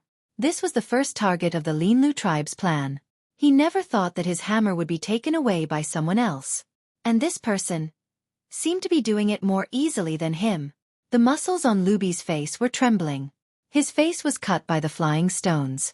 Blood and dirt flowed out of the wounds, making him look extremely miserable. The others wanted to help Luby, but they were stopped by Black Bear and the other two. Seeing that Luming was sent flying, the other Linlu tribesmen immediately retreated and gathered with the injured Luming and Luby. Just now, they had seen the Lu clan's people in the vicinity. They should have gone to call for reinforcements by now. This made them feel embarrassed, but at the same time, they were relieved. With reinforcements coming, Black Bear wouldn't be able to do anything to them. Guang Yi took the chipped sword and stood beside Xueqi. Xueqi's performance just now made Guang Yi very happy and proud. He thought to himself, as expected of an elder, I should let these people know the consequences of offending the Yanjiao tribe. Do they think the Yanjiao people are easy to bully? Seeing that Xueqi was fine, Black Bear turned to look at the Linlu tribesman with a strange expression and smacked his lips. Black Bear knew what the Linlu tribesmen were up to. His rugged face sneered as he looked at Luming and the others. How blind are you guys to pick on that kid? Idiots! However, Xueqi did help Black Bear. If it wasn't Xueqi, but someone else, the outcome would have been different. At the thought of the Linlu tribesman's actions, Black Bear's anger rose again. You want to use me as a stepping stone? No matter how many people there were in the Linlu tribe, beating up the leader of the Black Bear caravan was equivalent to slapping the caravan's face. If Black Bear was beaten up in front of so many people today, the people of King City would laugh at the Black Bear caravan. Even if the caravan fought back in the future, what happened couldn't be denied. It would be a stain in the caravan's history that couldn't be erased. Plus, there was no fairness. Luckily, these people were blind to pick on Xueqi of all people. Thinking of the time when he saw Xueqi block the big bronze cauldron with one palm in Amba City, and then looking at the person standing there with a bronze hammer, Black Bear's evaluation of Xueqi changed again. This was indeed the style of the Yanjiao tribes. Black Bear glanced at the Linlu tribesman coldly. He took a step forward, his exposed arms and face covered in dark brown totemic tattoos. When the tattoos appeared, the thick beard that covered half of his face became as straight as copper needles. His beardless face also grew dark brown hair. His pupils dilated, flashing with a cold and violent light. His muscles swelled like they were inflated with air, making him look twice his size. Black Bear let out a long roar, like the roar of a giant bear in the forest. Many people covered their ears. The roar spread far and wide like a wave. The city guards patrolling the area heard the roar and quickly ran towards it. When they arrived, they realized that it was a gang fight. They thought that a giant beast was rebelling in the city. Usually, the city guards wouldn't care about conflicts between people or tribes as long as they didn't go overboard. What they meant by "don't go overboard" was that it didn't affect the interests of the 6 noble families. As for the lives of others, that was up to them. If it was some unimportant people, they wouldn't care. Once the fight was over, compensation would be paid. The damage in the royal city would also be repaired. That was why when they saw that it wasn't a giant beast causing trouble but a fight, the city guards stopped in their tracks. Let's go. It's Black Bear and the Lu family. It's none of our business. The city guard took one look and turned to leave. Hey, don't go yet. Didn't they say Luby from the Lu family is very powerful? Look at the situation over there. It's different from what we imagined. The Lu family must be bragging. There are many powerful people in the royal city.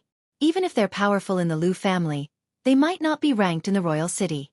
They must have just arrived in the royal city and wanted to test their skills on Black Bear. Too bad Black Bear isn't easy to deal with. There'll be trouble later. Let's not get involved. Let them fight. An older city guard said disapprovingly. Plus, that's the Gongjia family's territory. They have their own guards, so we don't have to do anything. Let's go patrol somewhere else. The crazy mammoth we killed today tasted pretty good.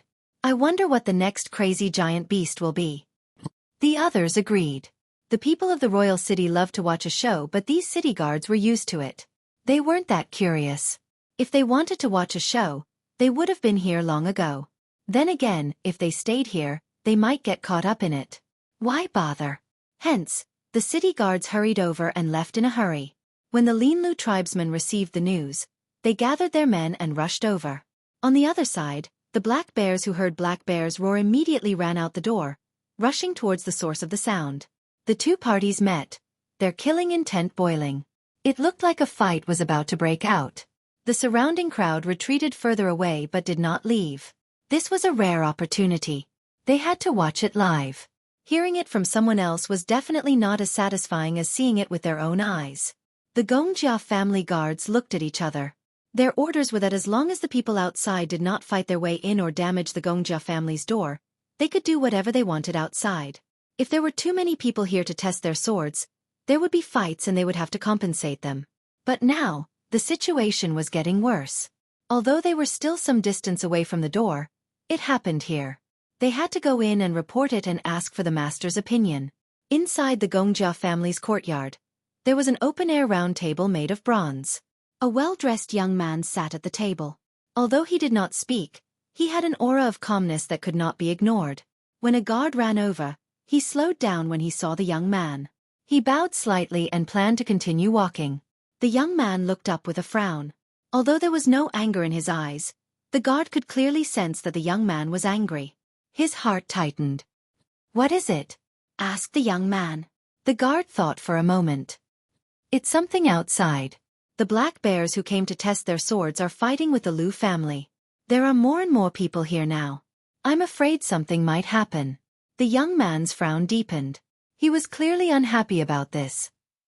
He had heard the commotion outside too, but his mind was on the forging room 10 steps away. He had completely ignored the commotion outside. "Where are the city guards?" The city guards came and left. The guard hung his head in silence. The young man was even more displeased, but this was how the city guards worked these days. He said, "Let them fight outside the city. There are too many of them." The guard hung his head even lower. His first purpose here was to report what was happening outside. His second purpose was to ask for help from the other guards in the Gongjia family. Then, the young man was about to say something when he heard the commotion from the forging room. He stopped talking and hurried over. "Master Hung, how was it?" Hung walked out of the forging room, looking exhausted. He wiped the sweat off his face and shook his head helplessly. The young man's expectant gaze dimmed, returning to calmness. His gaze was determined. "If that's the case, I'll continue to search until I succeed. If I still can't find it, then I'll have to." Hung sighed.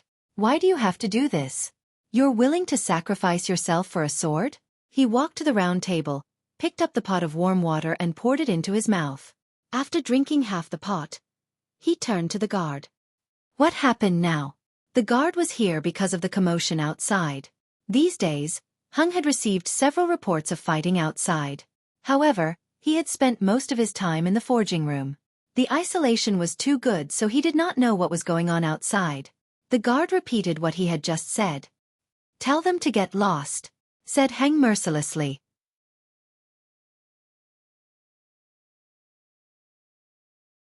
Chapter 443. "Yes, sir." The guard took 2 steps, then remembered something. He turned back and said to Heng, "One more thing, there's a young man outside with a sword. There are cloud patterns on the sword, that cloud pattern." The guard glanced at Heng. It looks like you left it there. When the guard saw the young man fighting Luby take out the golden sword, he paid extra attention to it. He had worked as a guard for the Gongjia family for a long time, so he knew more about weapons than others. He could recognize cloud patterns too. That was why when Xiao Xian took the sword out of its sheath, they had their eyes on it. Even though they were far away, they could see what the cloud pattern looked like. Nonsense! When did I forge a sword with cloud patterns? After returning to the royal city, other than the first few days of interaction with the Gongjia family elders, Heng spent most of his time in isolation. He was locked up in the forging room, researching. When did he forge a sword for anyone? Even if he did not give it away. He kept it in the forging room. How could it be in the hands of an outsider? It was... wait. Heng's heart skipped a beat. He almost spat out the water in his stomach. Wait, the kid you're talking about, what does he look like? What did he look like? The guard tried to recall but realized he did not have much of an impression. He was too focused on the sword. Under Heng's gaze, the guard braced himself and said, "That kid is pretty strong. He stole Luby's hammer and chased after him. He looks like a tribesman and the totemic patterns on his body look like flames." Heng said, "Ask him if he's Yanjiao Xiaoxian. If he is, bring him in." The young man standing at the side was already shocked when he heard the guard say someone stole Luby's hammer and chased after him. When he heard Heng's reply, he was even more shocked. "Yanjiao Xiaoxian? I've never heard of that name. Master Heng, do you know him? Did you really forge a sword for him?" asked the young man. Heng nodded. "If it's really him, I gave him the sword." But when the sword was mentioned, he remembered the embarrassing incident when he chopped rocks to test his sword in the Yanjiao tribe. He had been inspired by that incident when he proposed to test his sword by chopping rocks to test his sword. However, there was no need to say those things out loud. "Yanjiao, that name sounds familiar," the young man said in a low voice. "That's not a person's name. It's the name of a tribe." "The Yanjiao tribe," said Heng. "Ah, it's them." The young man remembered. "I once heard the elders of the clan mention the Yanjiao tribe. They said that every time the Yanjiao people came to the royal city, something would always happen. However, it has been many years since the last time someone from Yanjiao came to the royal city. At that time, even you, Master Heng, weren't even born yet. I can't believe they're here again." Thinking about what the elders said about the Yanjiao people, the young man said, "That's true. They caused quite a commotion this time too. They stole Luby's hammer in front of so many people and even chased after him. This is enough for the royal city to talk about for a long time." Heng had something he didn't say. He suspected that if he didn't let Xiao Xian in soon, would he stomp on the door? Or had he already stomped on it? "Ji Feng, you've been sitting here the whole time. You heard the commotion outside, right? Was it very loud?" Heng was worried. The young man, Ji Feng, thought for a moment. "I think so." There was a rumbling noise. Heng was even more worried now. The guard who came to report had left, so he couldn't ask for details. But why was Xiao Xian in the royal city now? Could it be that their tribe's 1,000-grain gold was ripe? He was looking forward to that. Seeing that Heng was deep in thought, Ji Feng didn't ask further. However, he remembered the name Yanjiao Xiaoxian. He would get someone to investigate and ask about the Yanjiao tribe. How did Master Heng know this person? From his tone, they seemed to be close too? On the other side, the guard who received Heng's orders returned to the door, confused and shocked. The 300 people from the Black Bear tribe were in a standoff with a group from the Linlu tribe. The leaders of both sides were arguing, their eyes spitting fire as they drew their swords. The guard couldn't care less. After exiting the door, he jogged towards the Black Bears. Xiao Xian and Guang Yi were standing there. The two sides that were about to start fighting stopped temporarily because of the guard's arrival. The Black Bear and Linlu tribesmen stared at the person jogging over. Both sides' hearts were pounding. Now that they had calmed down, they regretted their actions. Was the Gongjia family angry? Did they come out to threaten them? They had miscalculated. They had been too impulsive. They shouldn't have started a fight at the Gongjia family's doorstep. The surroundings fell silent. The onlookers kept their mouths shut, quieting down so they could hear what was going on. With a few hundred pairs of eyes and 3 layers of onlookers watching, the average-sized guard ran towards the Black Bears. The people around Black Bear quickly made way for the guard to speak to their boss. However, The guard didn't look at Black Bear. Instead, he walked towards Xian. "Young man, are you Xian from Yanjiao?" asked the guard. His tone was polite, not as cold and distant as usual. "I am," said Xian. "Master Hang invites you." Swoosh. The people of the Black Bears all turned to look at Xian, their eyes glowing with envy. Black Bear whispered something into Mauda's ear. Mauda nodded quickly and Black Bear sheathed his sword. He rubbed his hands and ignored the Linlu tribesman as he followed Xian. The guard didn't say he wanted to invite him, but he didn't say he wouldn't either. They had to be thick-skinned at times like this. Once Black Bear left, Mauda hurried his people back. His boss wanted them to prepare some gifts. After all, they had caused such a ruckus at the Gongjia family's doorstep. They had to do something to appease the master so they could ask for a sword in the future. As for the Linlu tribesmen, who cared about them at a time like this? They could go play on their own. Let's deal with Gongjia Heng first. The Black Bears ignored the Linlu tribesmen and left. Whoa! The surrounding crowd burst into an uproar. They had all heard the guard's words just now and were discussing among themselves. Xian didn't listen to their discussion. After entering the Gongjia residence, the noise outside was much quieter. As for the hammer, he gave it to the Gongjia guards. It was inconvenient to carry such a huge hammer around. After so many days, Xian realized that Gongjia Heng had changed. He now had the aura of a master. "Hey, it's you!" Heng got up to greet him. "Master Heng, I'm sorry to disturb you." Xian smiled. "Haha, you're too kind." Heng was very happy to see Xian again. "I heard you beat up Lubi from the Lu family? Even if they came knocking on my door, I can't let them beat me up." Xian shrugged. "Do you have a place to stay in the royal city? If you don't, you can stay at my place. I have plenty of space," said Heng. Heng was worried that Xian would cause trouble and the other powers in the royal city would seek revenge. Staying at the Gongjia residence would definitely be safer. Xian understood, but he still declined. Black Bear saw that Heng and Xian were chatting happily, so he didn't interrupt. He only spoke when Xian mentioned him. "Black Bear Baimi greets Master Heng." After all, they were here with Xian, so Heng didn't show any displeasure. Plus, it wasn't their fault. Heng then introduced Ji Fong to Xian. The second son of the king, Ji Fong. To tribesmen, the king's son was the same as the chief's son next door. That was why Xian followed the other tribesmen's train of thought without any fear. Xian was here to visit Heng and give him the 1,000-grain gold. He was here to ask for a knife. "Come, let's talk inside." Heng brought them to a room not far from the forging room. That was where they received guests. The forging room was a private place. No outsiders were allowed to enter. To the Gongjia family, they could live without a bedroom, but they could not live without a forging room. The forging room held too many secrets and was too important. Of course, they could not just bring anyone in. Even Wang Er's son, Ji Fong, could only wait outside when he came to ask for a sword.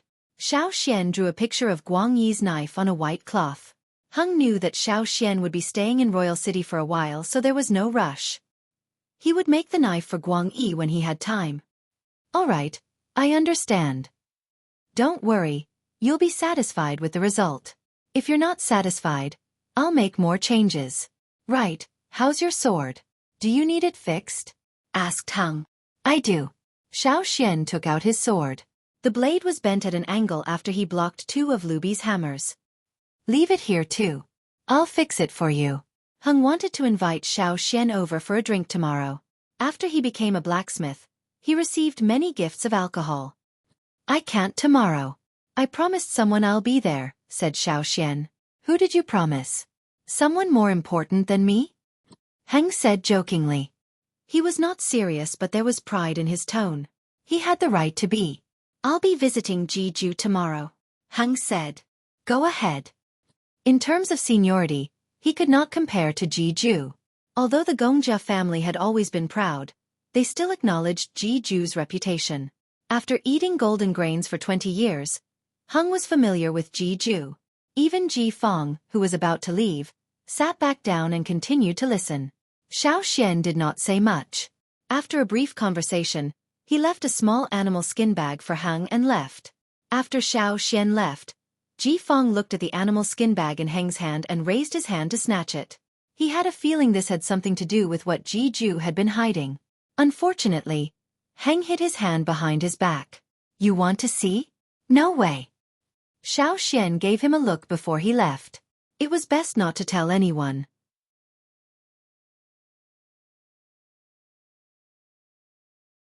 Chapter 444. Xiao Xian and Guang Yi's swords were with Heng. Heng would fix Xiao Xian's sword. However, Heng looked at the sword with disdain.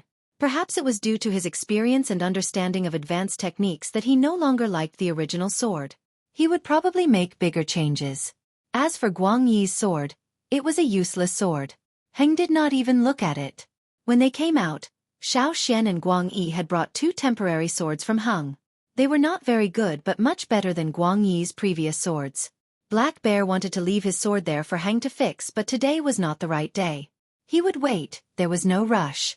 Since he was able to come in and Xiao Xian had mentioned the sword test, Heng knew that the next time he came would be a good time. It would be best if he could get an axe. When they came out, the hole at the entrance was being filled up. There were Black Bears and Linlu tribesmen. They split into 2 groups to fill up the hole, not interfering with each other. As the saying goes, the first spurt of energy, the second spurt of energy, the second spurt of energy, and the third spurt of exhaustion. They didn't fight when they were most impulsive, but now that they had calmed down, they each had their own thoughts and no longer had any thoughts of standing up. Of course, that was only because they didn't fight here and now. Perhaps not long after, they would fight to the death in other places. Both sides had sent gifts to the Gongjia family. The Linlu tribe wanted to send gifts tomorrow, but when they saw Mao Da rushing back with so many gifts, they did not want to be left behind. After all, they might need the Gongjia family's help in the future in the royal city. This was especially true for Master Heng, who had just emerged this year. Even if they were not on good terms with him, they could not afford to offend him. However, Black Bear was not so worried. When he saw how familiar Heng was with Xiao Xian, he was relieved. At the same time he was glad. They had helped the Yanjiao people because of Amba City. They did not expect to encounter something like this in the royal city. Who would have thought that the Yanjiao tribe, which had not set foot in the royal city for decades, would actually know Jiju and Heng Hengda? Even if the other people in the royal city forgot about the Yanjiao tribe, after today, there would be more people who would remember the tribe that had caused several sensations in the royal city. The ability of the people of the royal city to gossip should not be underestimated. After visiting Gongjia Heng, Xiao Xian prepared a change of clothes. He also sold 2 bags of the grains he got from Jiju to the Black Bears. He still had some gold leaves with him. The next morning, Xiao Xian, Guang Yi and Black Bear went to golden grain fields again. Last time, it was mentioned that Xiao Xian should stay at the fields for a while so he would not attract attention if he ran around every day. This time, Xiao Xian brought his equipment and prepared to stay at the fields for 3 to 5 days. He wanted to see how Jiju's fields worked, learn more about the crops and the customs here. Black Bear was here to make himself known. At the same time, he wanted to borrow Xiao Xian's reputation to get some newly harvested grains from the steward. He could not stay at the fields for too long. Jiju did not invite him and he knew that. That was why after he followed Xiao Xian to the fields and made a deal with the steward, Black Bear left happily. Jiju did not usually manage the trade. If he had to do everything himself, why would he need so many stewards? That was why he was only in charge of the farming and left the trading to the stewards. Outsiders wanted to get their hands on golden grain? Sure, go find the steward, flatter him and bribe him. That was why the steward of the golden grain fields had such a high status. In the field, the harvest in autumn was the most abundant. Although there were crops harvested in other seasons, they were relatively less. At this time, the field had already harvested a batch of millets. The immature ones had matured one after another. During this time, the slaves in the field were very busy.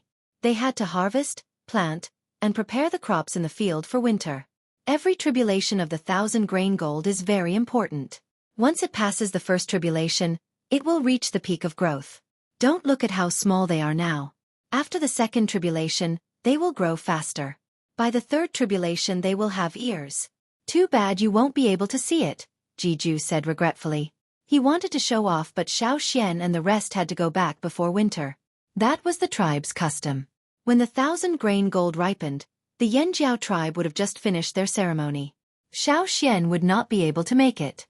As Jeju spoke, he stared at the slaves who were in charge of the 1,000-grain gold. The raw materials for the fertilizer were divided into several large vats. They were all prepared by Jeju before being mixed and diluted a second time. Then they were poured into the ground. Just like some medicines produced by factories, the original solution would be mixed before use, labeled as Solution A, Solution B, etc. When it was time to use, they would mix Solution A and Solution B according to the ratio in the manual. This was the same principle. Jeju would not reveal the secret to anyone. Even if the slaves and stewards in charge of the 1,000-grain gold knew the ratio and method of the second mixing, they did not know what the initial fertilizer was. How would they mix it? As for the ones in your tribe, Jeju thought for a moment, then suggested, if you plant them next year, you can try letting the meat rot. You can also add some animal bones, especially those that like to eat grass, shoots and moss. If animal bones are not enough, you can try adding bone marrow. You can do that. Xueqi was shocked. Jeju mumbled but did not explain further. Knowing that it might involve some secrets, Xueqi did not ask further. He noted down all of Jeju's suggestions and would try again next year. Jeju gave a few more suggestions and Xueqi noted them down one by one. Jeju felt that Xueqi had already told him how to plant the 1,000-grain gold. It was not nice of him to hide everything from him. That was why even though Jeju did not reveal the secret of the 1,000-grain gold, other than giving some suggestions, he also told Xueqi many other ways to plant other grains. What kind of crops were suited to what kind of environment, what kind of crops needed to be grown, and the key points to pay attention to were all explained. The Ji family claimed to have 100 types of grains, but no one knew if that was true. But Xueqi had seen at least 20 to 30 types in the few days he had spent with Jeju. Jeju had also given some excellent seeds according to Xueqi's description of the Yanjiao tribe's geographical and weather conditions. The seeds produced by Jeju's fields were things that the tribes far away could not buy even if they had large amounts of gold leaves. Xueqi thanked him and put them away carefully. Even though the Yanjiao tribe mainly hunted for a living now, no one could say for sure if they would change their way of life in the future. If there was a chance to go back to the other side of the sea, he could also bring back the seeds here. Many fields had been reclaimed at the old haunt. When Jeju introduced the grains to Xueqi, the steward would often pick out the best of the newly harvested grains and put them in a few pots for Jeju to see. When Jeju picked one, someone would take the pot with the new grain. What are the grains for? Xueqi asked. They will be made into grave goods, Jeju answered. Grave goods? For whom? For me, of course. Jeju did not think there was anything wrong with saying this. Our Ji family is buried with grains. When the Ji family was in its most difficult times, with countless natural disasters and no harvest, we went to our ancestors' tombs to retrieve the grains that had been sealed away for emergency use. Ever since I obtained my own fief, every year when I harvest new grains, I will choose the best ones and store them away. On the day I leave, I will bring the jars with the grains sealed in them into the tomb. That way, I will be able to answer to my ancestors. In the future, if the descendants of the Ji family meet with any natural disasters, I would be able to help them. Xueqi. You're still alive and well, but you're already thinking about your death. However, what Jeju said was something that many Ji family members would do. The Ji family had stopped cremation a long time ago. Even some of the younger generation would carefully store the grains after getting them. This was a tradition passed down from generation to generation. As for why they used earthen jars instead of bronze, it was because many bronze wares would rust over time unless they were specially treated. However, not everyone had the skills and confidence to do so. Thus, the Ji family had a habit of using earthen jars to store grain. The bronze wares were just one of the funerary objects. Perhaps to others, the exquisite bronze wares were the most important funerary objects. However, in reality, the Ji family's tombs were filled with various jars and urns filled with grains. That was the most important thing. Some would be sealed with the Ji family's secret technique to preserve them for a long time. Some would remain intact even after thousands of years. Some would be left unsealed in alms bowls for their dead selves. The symbolism was that after death, they would still have grains to eat and would not starve. If the later generations entered the tombs of their ancestors and saw that the unsealed urns or jars were filled with decayed grain husks or even decayed grayish-white grain powder, they would put some new grains in them as a sign of respect. Some dared to think about the Ji family's tombs, but unfortunately, no one knew where it was. The people who went to look for him searched and searched, but they never saw him again. Ji-ju brought Xiao to see the different types of grains in the golden grain fields. When he saw that the 1,000-grain gold had successfully passed the second calamity, he felt a huge weight lifted off his chest and was in the mood to bring Xiao out for a walk. Recently, it was the peak harvest season for the slave owners' fields. To avoid trouble, they sealed off the road so Xiao did not see anyone loitering outside the fields. Walking out of the fields, Xiao saw some new crops in other fields. One of them looked like an upside-down corn cob. It was as tall as a person and there was only one stalk. It was similar to some of the plants he had seen in the wild, but the ones in the fields were domesticated and could be eaten. "Whose land is that?" asked Xiao as he walked on the dirt path, pointing at a busy farm not far away. They were on high ground so they could see part of the fields. "That's the Yi family's land. I don't remember who owns it." Ji-ju didn't mind. It was just a small farm and the things he grew were all very ordinary.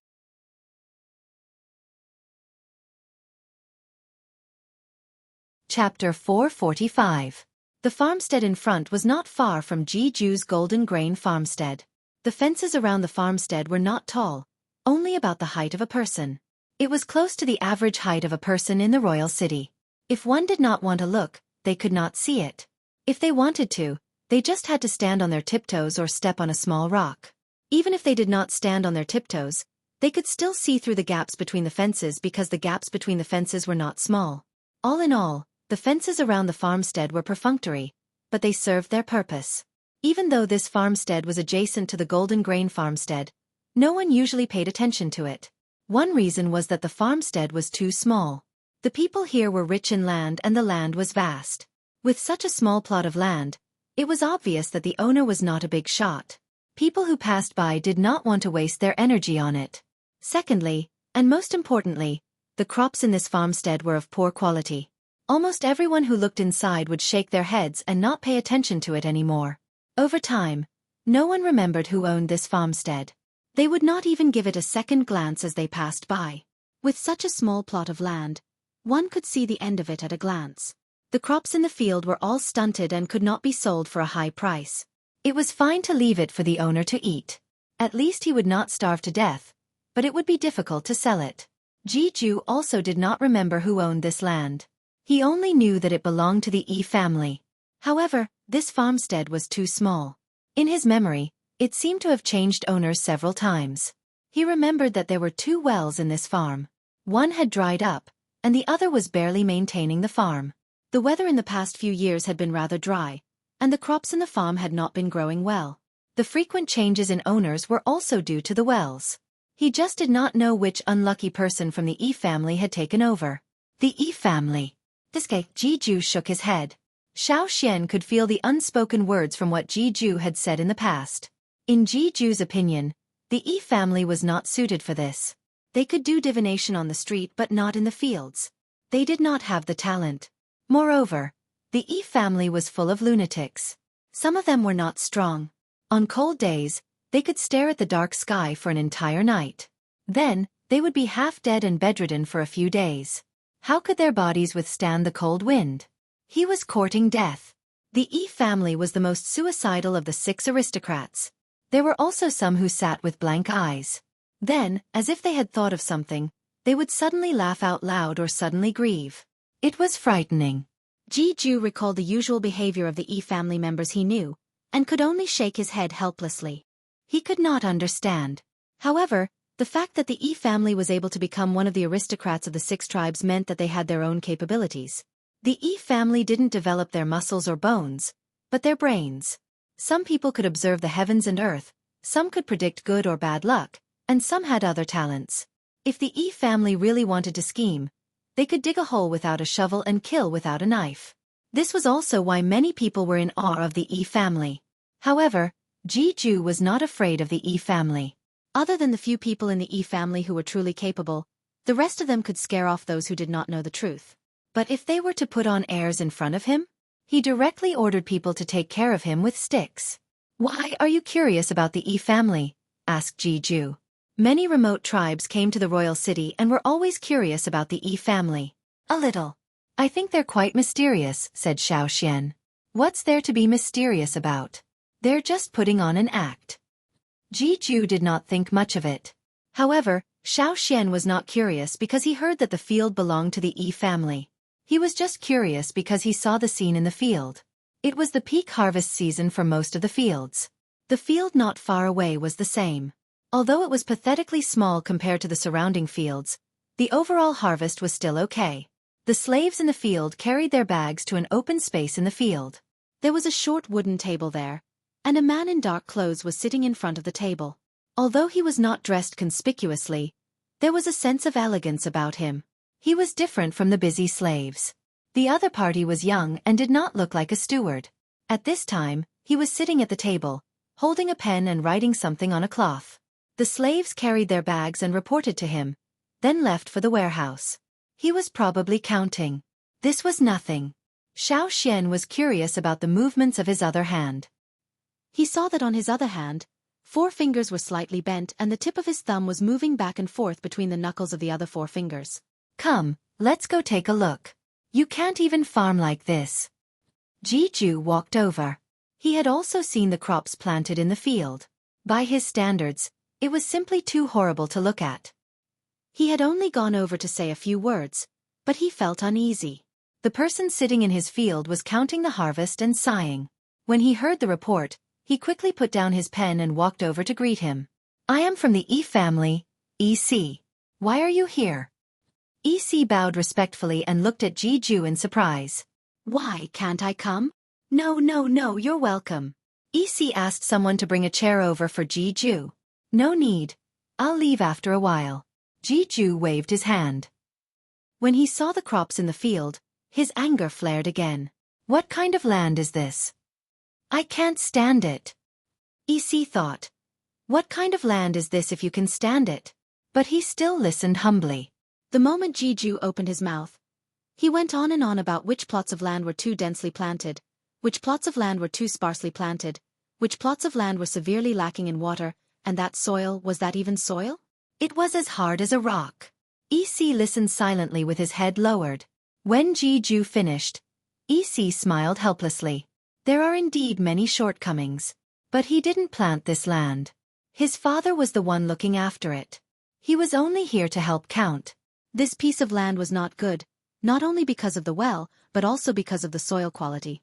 They didn't know what had been planted in the past, but it had changed the soil quality. They couldn't restore it and the crops they planted were poor for 2 years. Even with the Ji family's guidance, they were not cut out for this. The harvest could barely sustain them.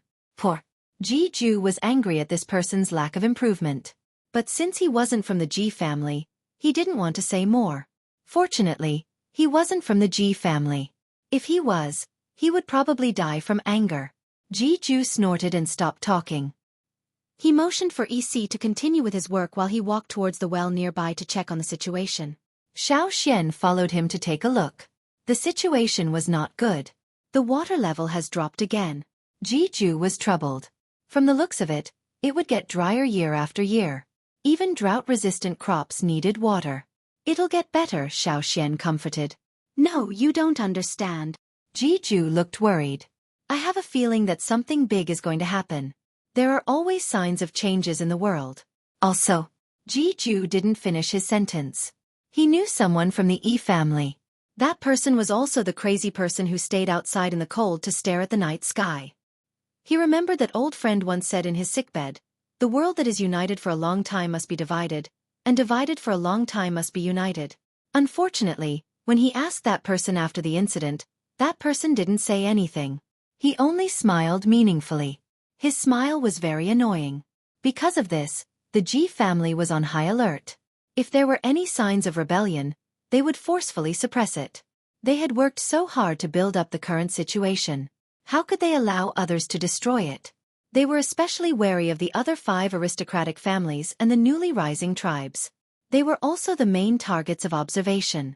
At this moment, a flirtatious voice came from the entrance of the field. Little C.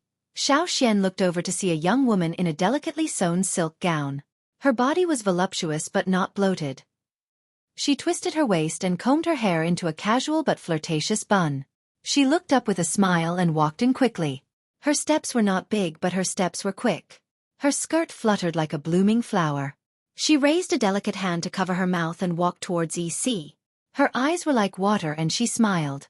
She was about to say something when she saw Jeju not far away. Her expression froze. She didn't expect to see Jeju here. She quickly stopped smiling and stood up straight. She bowed slightly to Jeju and threw a roll of cloth to EC. Then she asked a slave to bring a chair with a back.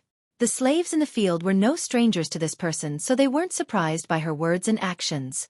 Xiao saw the patterns on her clothes and remembered what Black Bear told him about the aristocratic families of the 6 tribes. He guessed that this woman was from the Mu family of the 6 tribes. Jeju was unhappy with the Mu family woman's actions but didn't say anything. To him, as long as it wasn't someone from the Ji family, he didn't care. If he had the time, he might as well look at the 1,000-grain gold. The roll of cloth the Mu family woman threw to EC was actually a record of her harvest from the field this time. She had come to ask EC to help her verify it again. She didn't have the patience to verify it herself. If she really wanted to verify it, she might not be able to do it in a day or two. She didn't even know if her calculations were correct, so she came to find EC. EC didn't say much. He put down his work and opened the roll of cloth the woman threw to him.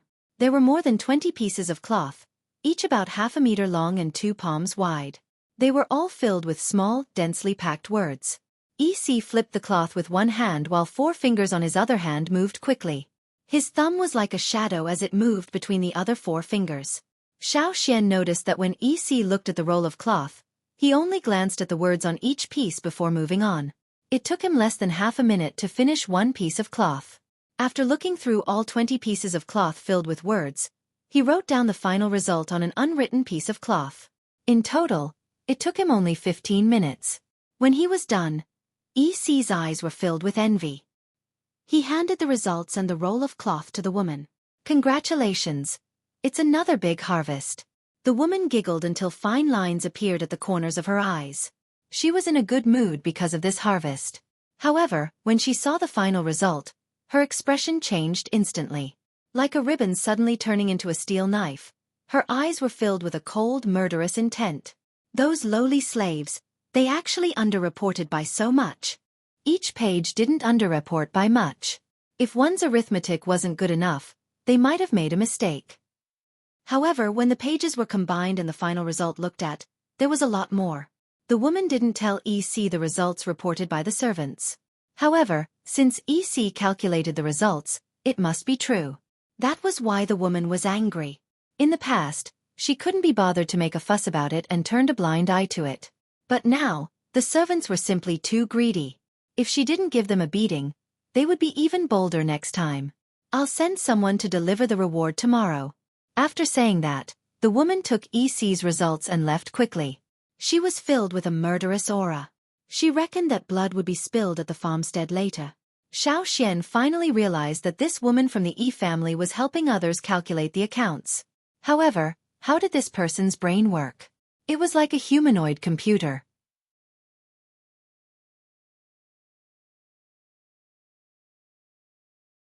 Chapter 446. EC was usually not at the farm, but he would definitely come here at this time every year. One reason was to check on the farm's harvest. The harvest was not good to begin with, and if the people below were to slack off, the days would be even more miserable. However, EC's main purpose for coming to the farm at this time was not his own farm but to catch up with the harvest and earn some extra money. He calculated quickly. Not everyone had this kind of talent. Therefore, after accidentally helping the neighboring farm, EC's reputation spread among the farm masters. At this time, the farm masters who were impatient with their own farm inspection would come to EC for help. In any case, EC used a short amount of time and was highly efficient. His accuracy was almost 100% and he only needed to pay some remuneration. It saved a lot of time and allowed the farm masters to catch evidence of their subordinates lying in the shortest time possible. Why not? To be honest, EC's extra income at this time of year was not much less than his own farms. The woman from the Mu family was the owner of a nearby farm and was one of EC's sources of income. Not long after she left, someone came to look for EC. No wonder he had set the table here and looked like he was going to do something big. This way, people who entered the farm could easily find him and it would be convenient for them to accept work. Jeju did not stay at EC's farm for long. After seeing the situation with the well water, He went to the other farms to ask. Sure enough, every farm was in the same situation. The water in the well was decreasing every year. If the weather remained the same, it would be difficult to continue. Now, only EC's small farm with few wells was a little more difficult, but in a year or two, there would be more people in trouble. He had thought that finding some drought-resistant crops would be able to ease the situation, but now it seemed that there was still no solution. When Ji-ju returned, he was very quiet and was not in a good mood.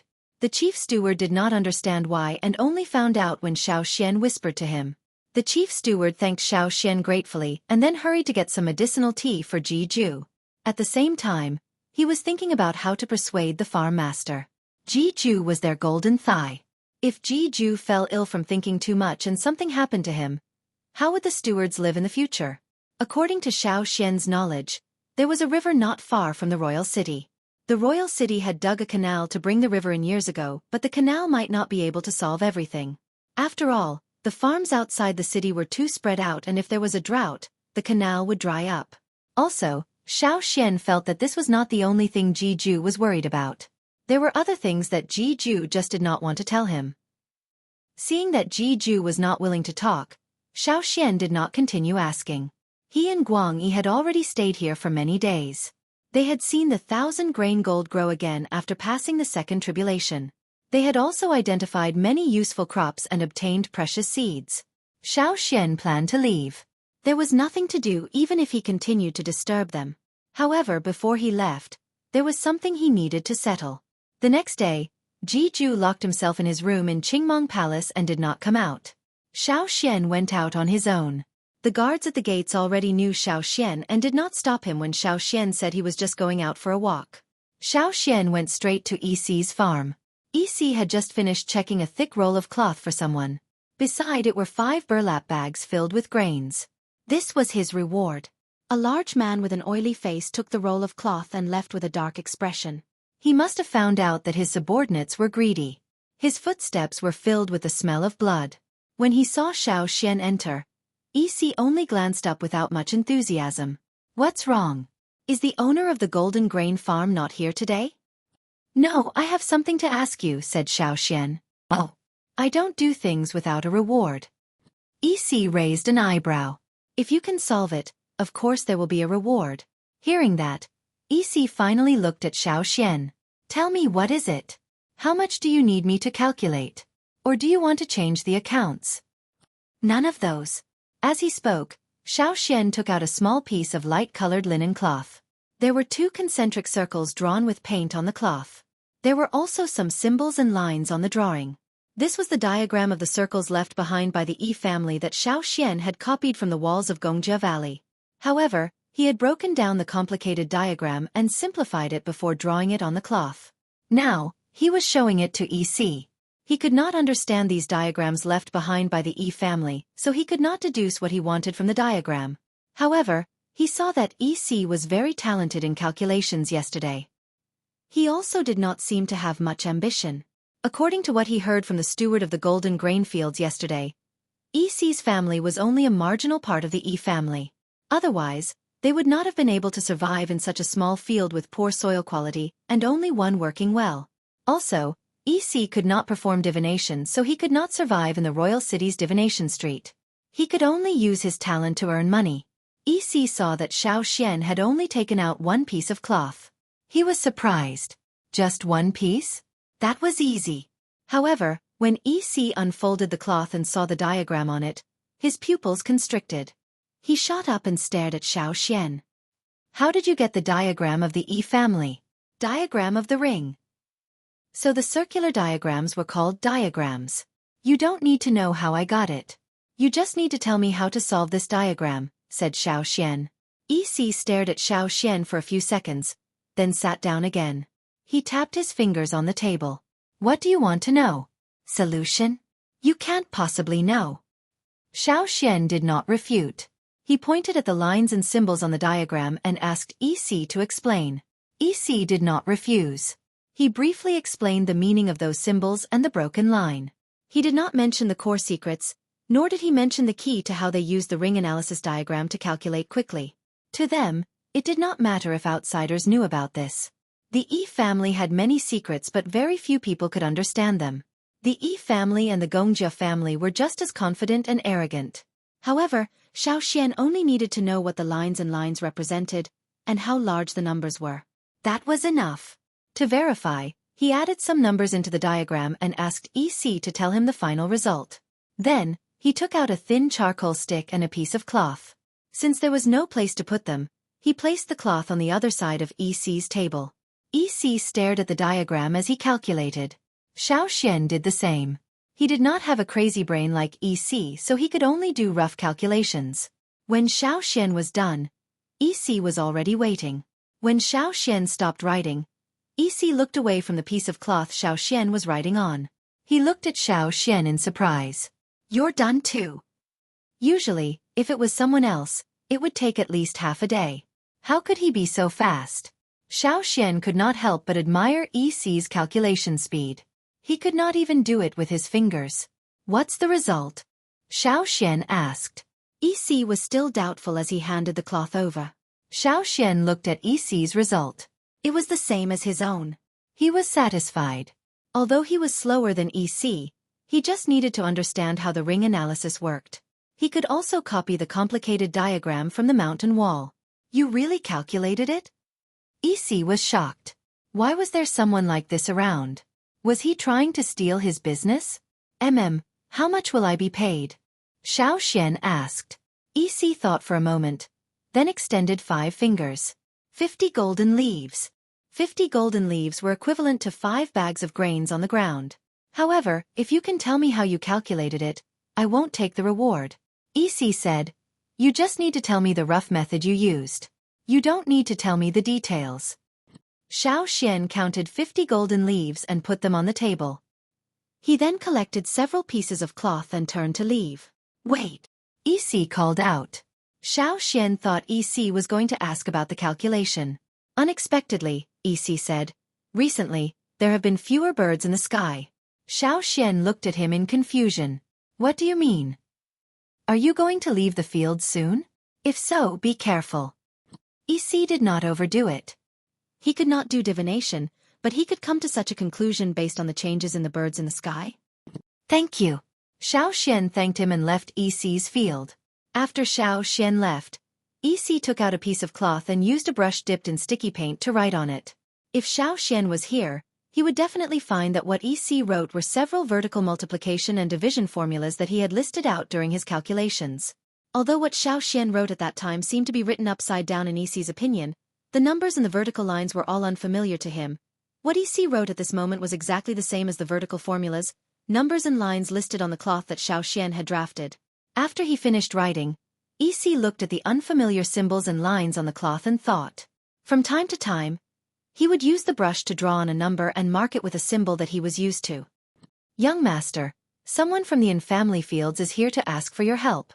A field steward came over and told EC. EC kept the cloth and signaled for the steward to bring the person in. After this, close the gates. That's all for today. Ha! The steward was still calculating the profits from the past few days. How much profit could he get? Why was the young master not taking any more jobs? "Then, what about tomorrow?" asked the steward. "We'll talk about it tomorrow." Yes. Although it was a pity, the steward still followed EC's instructions. He hung a sign at the entrance of the field, indicating that the people who came later could go back. The young master was resting today and did not say when he would start taking jobs again. Regardless of what happened at the field, Xiao Xian went back and called Guang Yi, who was looking after the stewards, over to discuss and leave.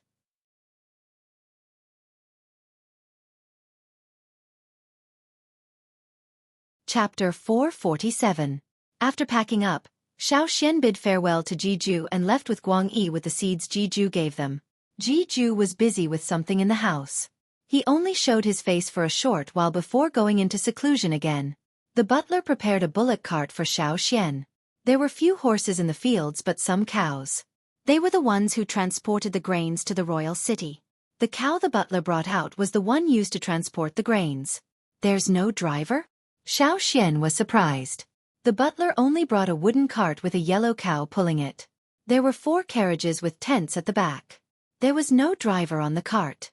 There's no need for a driver. The butler smiled. After sending you here, it will come back. Aren't you afraid someone will take it away? Xian asked. Who would dare? The butler was confident. It has the mark of the golden grain fields on it. Even if it gets lost, there will be many people fighting to send it back. No one will dare to touch this cart, let alone take it away. As if it was responding to the chief steward's words, the yellow cow even mooed. All right, thank you, chief steward. After saying goodbye, Xian and Guang Yi got on the cart. After settling down, the yellow cow drove off on its own. On the dirt road, there was no one in front, so it sped up. Even if there were people, they would move aside when they saw the obvious mark on the cow. Guang Yi looked enviously at the cow pulling the cart. If only our tribe had something like that. There will be. Xian remembered the cows used to pull carts in the tribe on the other side of the sea. However, this was not the time to reminisce. Xian said to Guang Yi, "Be careful, it might not go smoothly."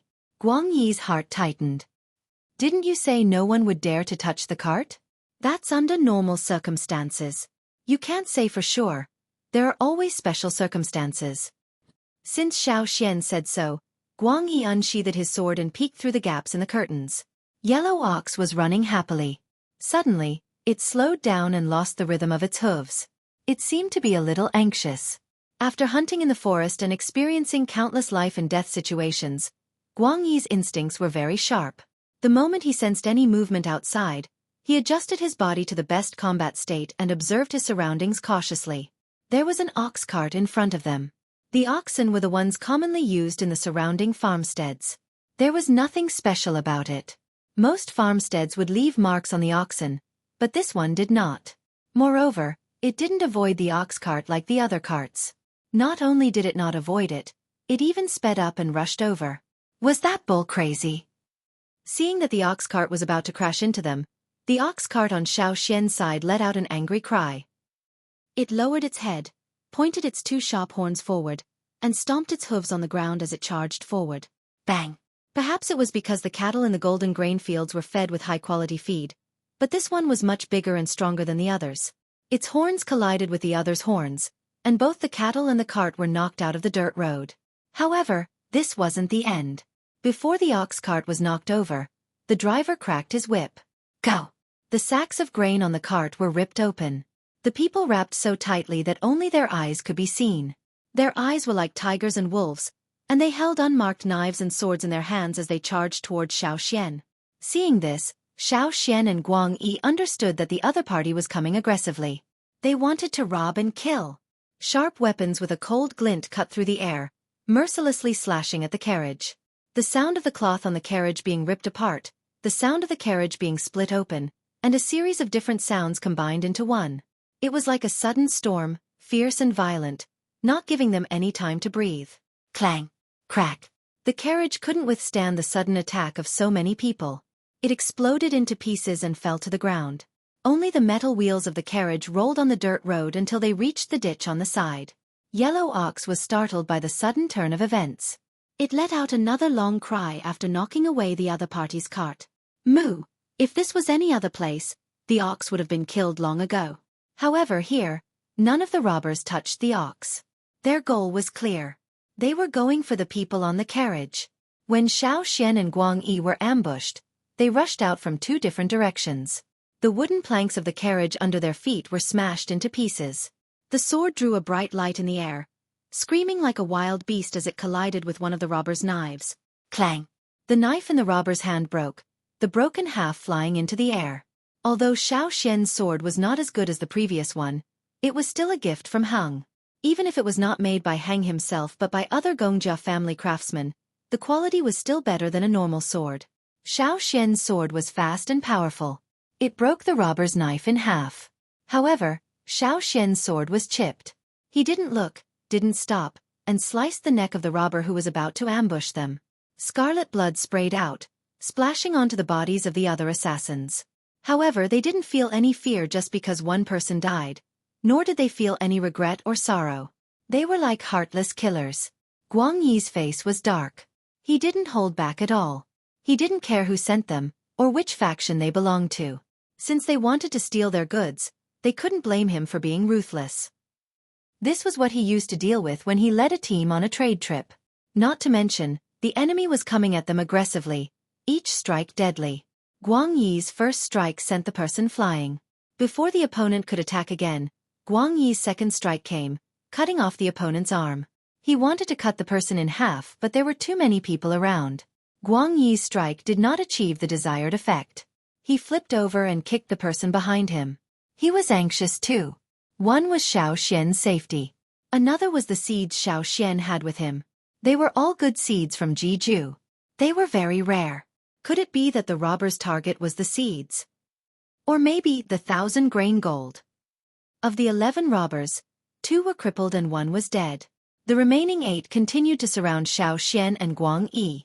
Of the 4 robbers surrounding Guang Yi, one of them charged towards Xiao Xian. A cold light pierced through his waist. If not for Xiao Xian's quick reaction, he would have been impaled. However, even if Xiao Xian dodged, the rope of the pouch hanging from his waist was cut. Before Xiao Xian could snatch the animal skin bag that flew out, a few more silhouettes appeared and blocked Xiao Xian's path. The bag that flew out was knocked away by one of the silhouettes with a sword and landed in another person's hand. Not far away, a cart carrying crops passed by. It was a cart carrying crops from the fields to the royal city. There were even guards beside the cart. There were a lot of caravans like this recently. No matter who they were, if they saw the golden grain fields cart in trouble, they would definitely help. Go! Seeing that there were people coming, the robbers stopped fighting. They abandoned the wooden cart and the half-dead cart and quickly retreated. Their movements were as fast as lightning. In the blink of an eye, they were quite a distance away. When the caravan on the dirt road arrived, the robbers were already gone. Guang Yi wanted to chase after Xiao Xian's pouch but was stopped by Xiao Xian. Let them take it if they want. Don't chase. But inside the pouch, there are no seeds or 1,000-grain gold inside, said Xiao Xian. Isn't that the pouch you always carry? Guang Yi was confused. Yes, but it's just a pouch. I've already changed the things inside. Guang Yi calmed down. If it's not seeds or 1,000-grain gold, then what's in the pouch? Something good from the manager before we left, said Xiao Xian. At the golden grain fields, Jiju's yellow earth wanted to run out when it heard the bulls cry. As the boss, it had to protect its underling when it was being bullied. If it wasn't for Jiju who came out to eat, the gates of the fields would have been smashed open by the giant bull. He didn't let yellow earth out, but Jiju asked the manager to send people over to check on the situation. How dare they rob the golden grain farm's carriage? The manager was furious. He had just promised Xiao Xian not long ago and now something had happened. It was like a slap to his face. However, by the time the head manager sent people over, the other party had already seen that the situation was not good and had fled. If it wasn't for the mess on the ground and the bull's cries, he would have thought nothing had happened. They didn't find any clues on the dead culprit. In an inconspicuous courtyard in the royal city, 2 guards rushed into a house. Young Lord Yan and the others. Before the guard could finish speaking, the sound of hurried footsteps could be heard. With a bang, the door was kicked open. Ji Yan, what do you want? Ji Jing shouted angrily when she saw the intruder. The people beside her also stepped forward to protect Ji Jing. Ji Yan looked at the people beside Ji Jing and stared straight at her. You sent people to steal Xiao Xian's pouch during the road closure. Panic flashed across Ji Jing's eyes, but she quickly calmed down. What nonsense are you talking about? I didn't send anyone. You didn't touch your own people. You borrowed someone else's hand. Don't talk about me. Aren't you eyeing that pouch too? How else would you know the situation over there? While the 2 of them were arguing, another person rushed in from outside, still gasping for breath. Ji Jing's eyes lit up when she saw the person. However, before she could say anything, Ji Yan reached out and snatched the pouch hidden in the person's robe. Ji Yan, how dare you steal my stuff? Ji Jing brought the people beside her over to fight for it. While the 2 sides were fighting over the pouch, someone grabbed the rope tied to the mouth of the pouch and pulled. Bang! The contents of the pouch spilled out like a cannon. The small room was instantly filled with the pungent smell of organic fertilizer, and the powder was sprinkled on everyone's body. There was a strong smell of nature in the air. Ji Yan, who was holding the pouch. Ji Jing, who was sprayed with the stench. Everyone in the house turned green. Where was the promised treasure?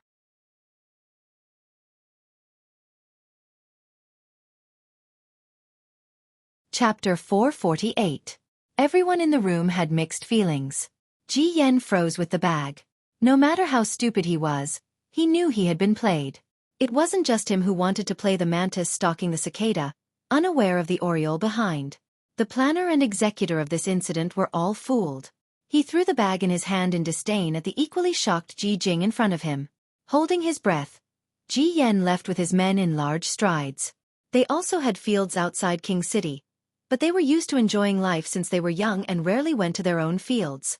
Even if they did go, they would not do it themselves. They would just watch others farm and sit in King City to count the results. If it were not for the secret that Ji had been hiding, they would not have gone to the fields previously. They would avoid the smelly fertilizer and had never been treated like this before. After Ji Yen left with a cold expression, Ji Jing smashed everything in the room that could be smashed. After she was done, she remembered why she was smashing things in this smelly room. So she changed to a clean room and continued to vent. When she was almost done, she called Luja over and gave him a good scolding. Luja was the driver of Ji Jing's carriage when she went to the golden grain fields. At the time, Luja was trying to please Ji Jing, but unexpectedly, he ran into Xiao and Black Bear. This time, because of the Lu family's Luby being beaten up, Luja heard from his tribesmen that the Lu family was thinking of revenge. Then Ji Jing gave him a mission. So he went to find some people. These people would do things for money and had already formed a group. They were tight-lipped and wouldn't leak information about their customers. They had met before the Lu family moved to the royal city and moved to the royal city together. So when Ji Jing gave them a mission, Luja went to find them. With Ji Jing around and a generous reward, these people were happy to do it. Ji Jing only wanted the animal skin bag Xiao carried around, but Luja had ordered his men to kill Xiao because of Luby.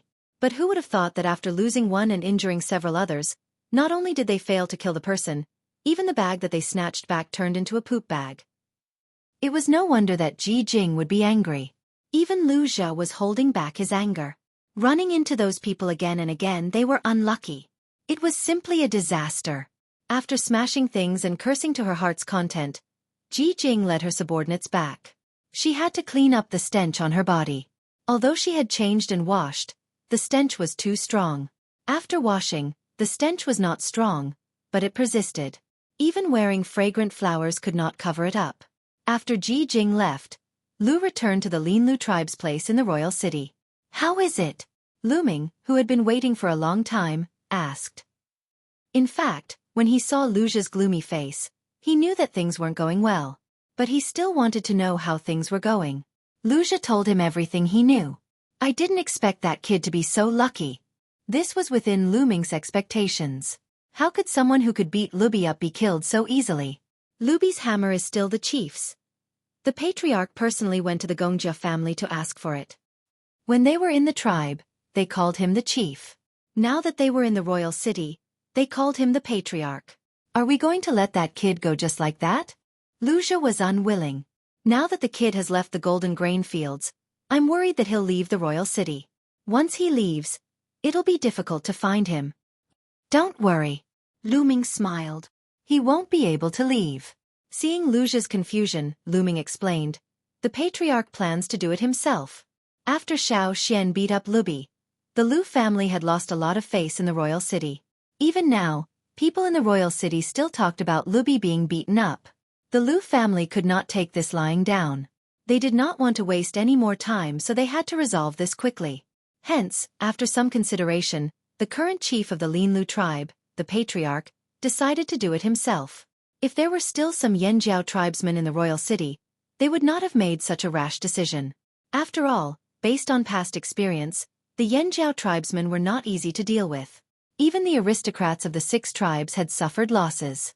However, they now knew that there were only 2 Yanjiao tribesmen in the royal city. They were the 2 they met. Since there were only 2 of them, things would be easier. The black bears? That was not a problem. The black bears were few in number after all. Now that the Lin Lu tribesmen were all here, the Lu family had more confidence. If only they had succeeded last time. When he thought about what happened at the Gongjia entrance, hatred flashed across Lu Ming's eyes. However, this would be resolved soon. He began to plan how to restore the Lu family's reputation after dealing with the 2 Yanjiao tribesmen. The royal city people who liked to watch drama were forgetful.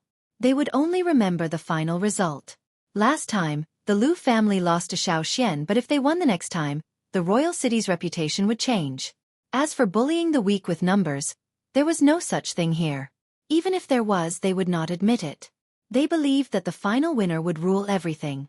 Xian did not know that the Lu family was plotting against him. After he and Guang Yi were attacked, the manager of the golden grain field sent a new bullock cart over with a few guards.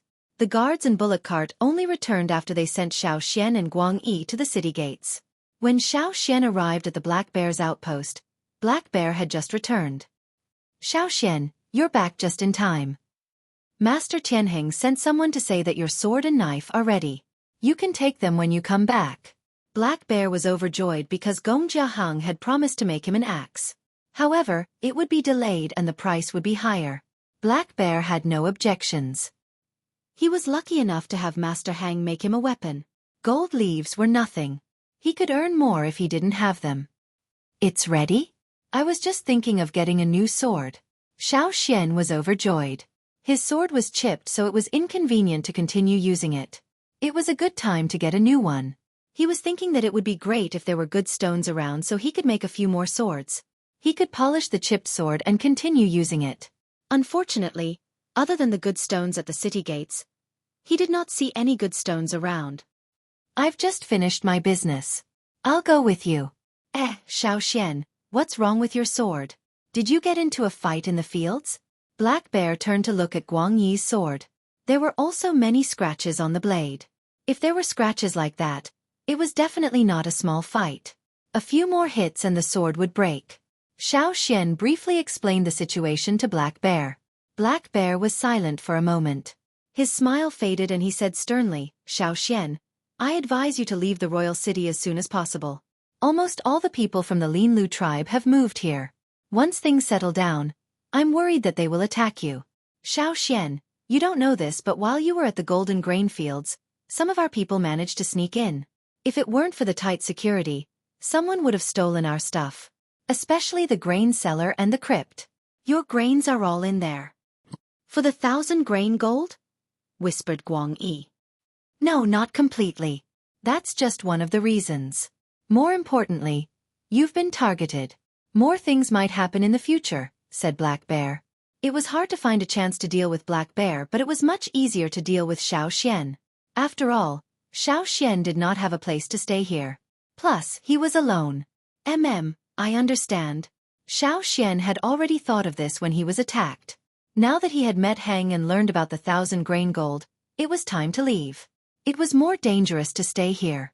Why don't you leave tomorrow? Mauda was supposed to leave in 3 days, but since you're in trouble, you should leave earlier, said Black Bear. Thank you. Sai, you're welcome. I even used you to get some golden grains and met Master Hung. This is nothing. Black Bear chuckled. When Xian arrived at Gongjia Heng's place to get the sword, Hung was busy in the forging room, so Xian did not see him. However, Hang had already instructed his apprentices to bring him the sword and knife he had made. There were also a few decent weapons, all axes. When Hung was at the Yanjiao tribe, he had heard that tribesmen preferred axes when they hunted. This time, he asked his apprentices to forge some axes for Xian. Xian took the sword and opened the cloth wrapping it, revealing the golden blade. Compared to before, the golden color of the blade was lighter, but Xian felt that it was sharper. The patterns on the blade had changed. Within the golden blade, the silver lines were like flames. He tossed a piece of wood the apprentice handed him to test the sword. The blade flashed and the wood as thick as a forearm was easily cut in half. Do you still want to try rocks? Asked the apprentice expectantly. No need, I know what to do. Xian put the sword away. After the modification, although the sword had been upgraded in all aspects, it might not be able to cut through rocks easily. Even if the blade was flawless, it would still be affected. For a sword like this, if the blade was damaged, it would be broken. If there was a chance in the future, Xian wanted to forge a sword for himself. A knife would be even better. However, the tribe's core seed was on the other side of the sea, and the core seed here was controlled by the 6 major tribes. The Gongjia family would not let outsiders take advantage of them. He did not know when he could go back. Xian sighed as he kept the sword. He asked Guang Yi, who was testing the knife next to him. How was it? Guang Yi's face was glowing. Very good. Thank Master Heng for me. Tell him that next time I have something good, I'll get the black bears to bring it over, Xiaoxian said to the apprentice. Black Bear was overjoyed. Their trading party was the connection between the Yanjiao tribe and Gongjiaheng. They were happy to be this connection as they benefited greatly from it. After taking the things and thanking him, Xiaoxian did not stay. Since they were leaving tomorrow, he should go back early to prepare. When he left the Gongjia residence, Ji Feng happened to be there. Xiaoxian greeted him and continued walking. After all, he wasn't familiar with this person. Unexpectedly, Ji Feng called out to him. Wait. Ji Feng turned around. If there's nothing else, please don't stay in Royal City. It was not a warning but a reminder. Xiaoxian and the other two understood.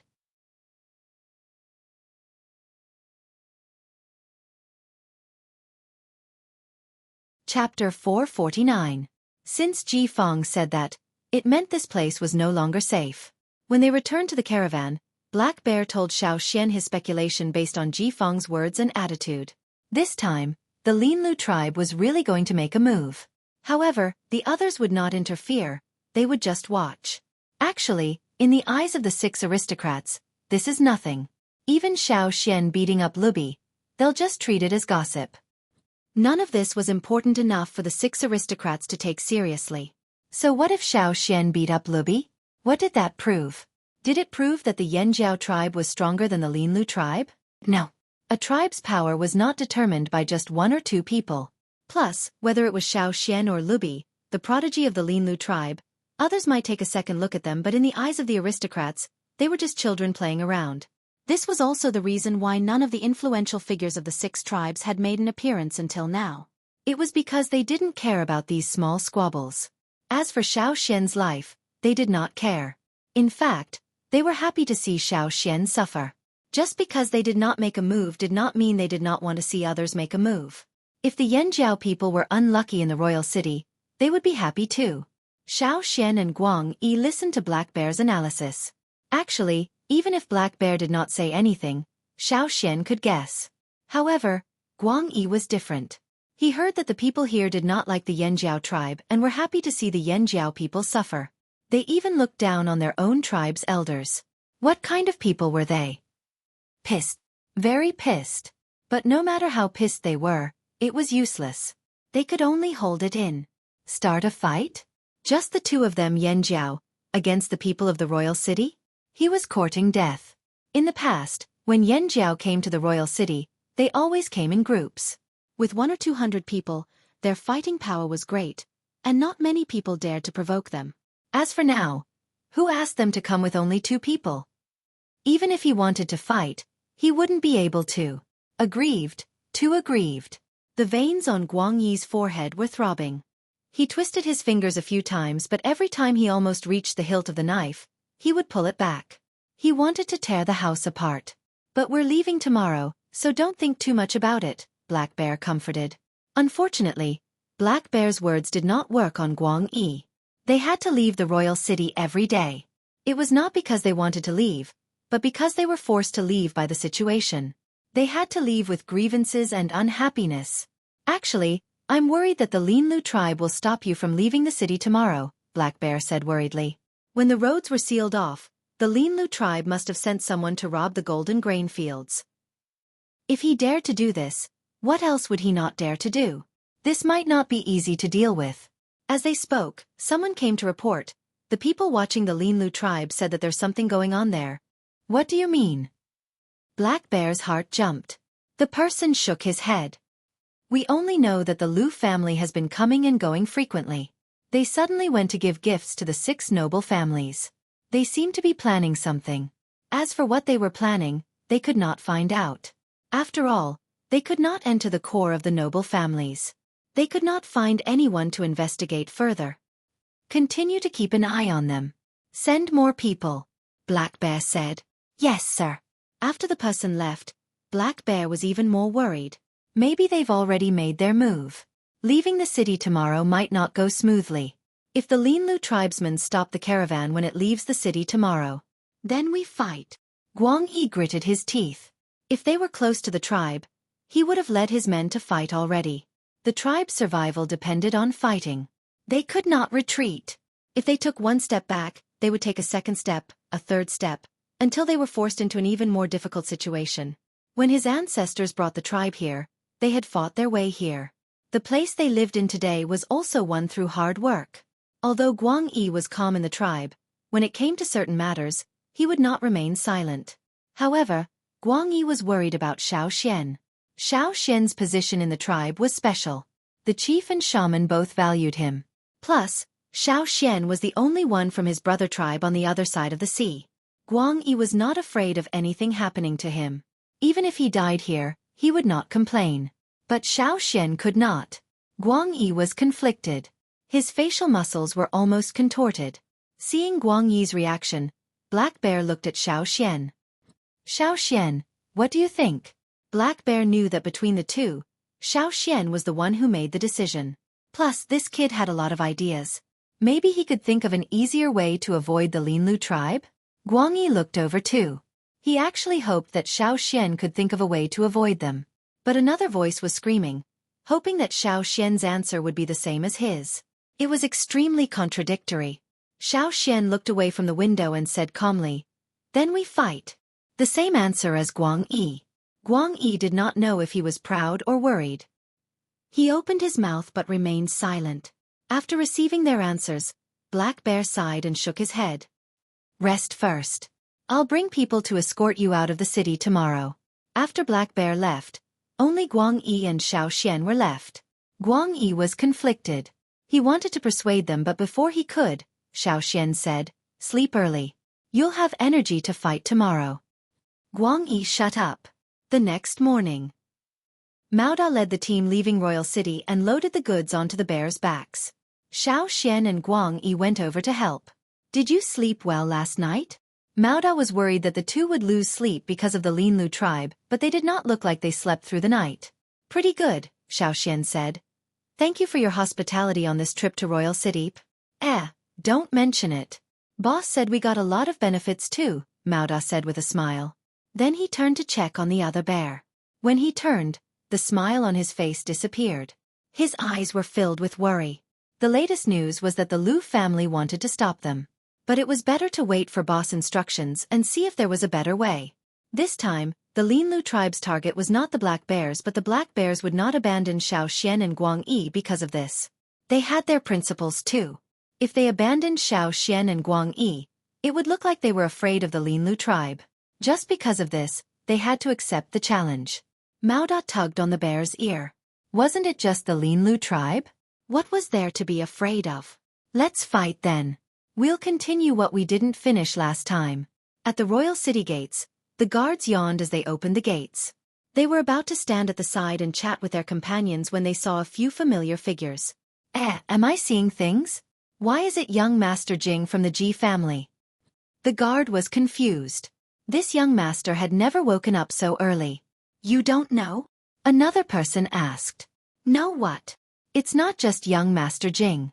Many people from the 6 aristocratic families are here too. Another person pouted. The guard looked over, confused.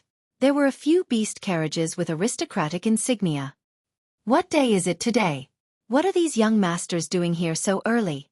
Watching a show, the guard said mysteriously. Show? What show? Who's going to dance or play with swords or sing? Tisk, you're not up to date. The guard said proudly. According to my sources, the Lu family invited them here. The Lu family? The new Lu family from the Linlu tribe? That's right, it's them. Once he heard that it was the Lu family from the Linlu tribe, the guard lost interest.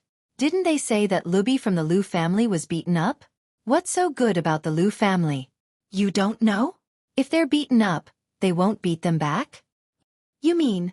The guards discussed among themselves. Some of the aristocratic young masters had already climbed up the city walls and entered the towers on both sides of the city gates. Because huge beasts often entered and exited the royal city, there were no towers directly above the city gates. Instead, there were towers on both sides of the city gates. These aristocratic young masters had received gifts from the Lu family yesterday. Among the gifts was a letter inviting them to the towers to watch the show. Others might not be interested and came to join in the fun. But Ji Jing and Ji Yen were different. They came early and found a good spot in the towers.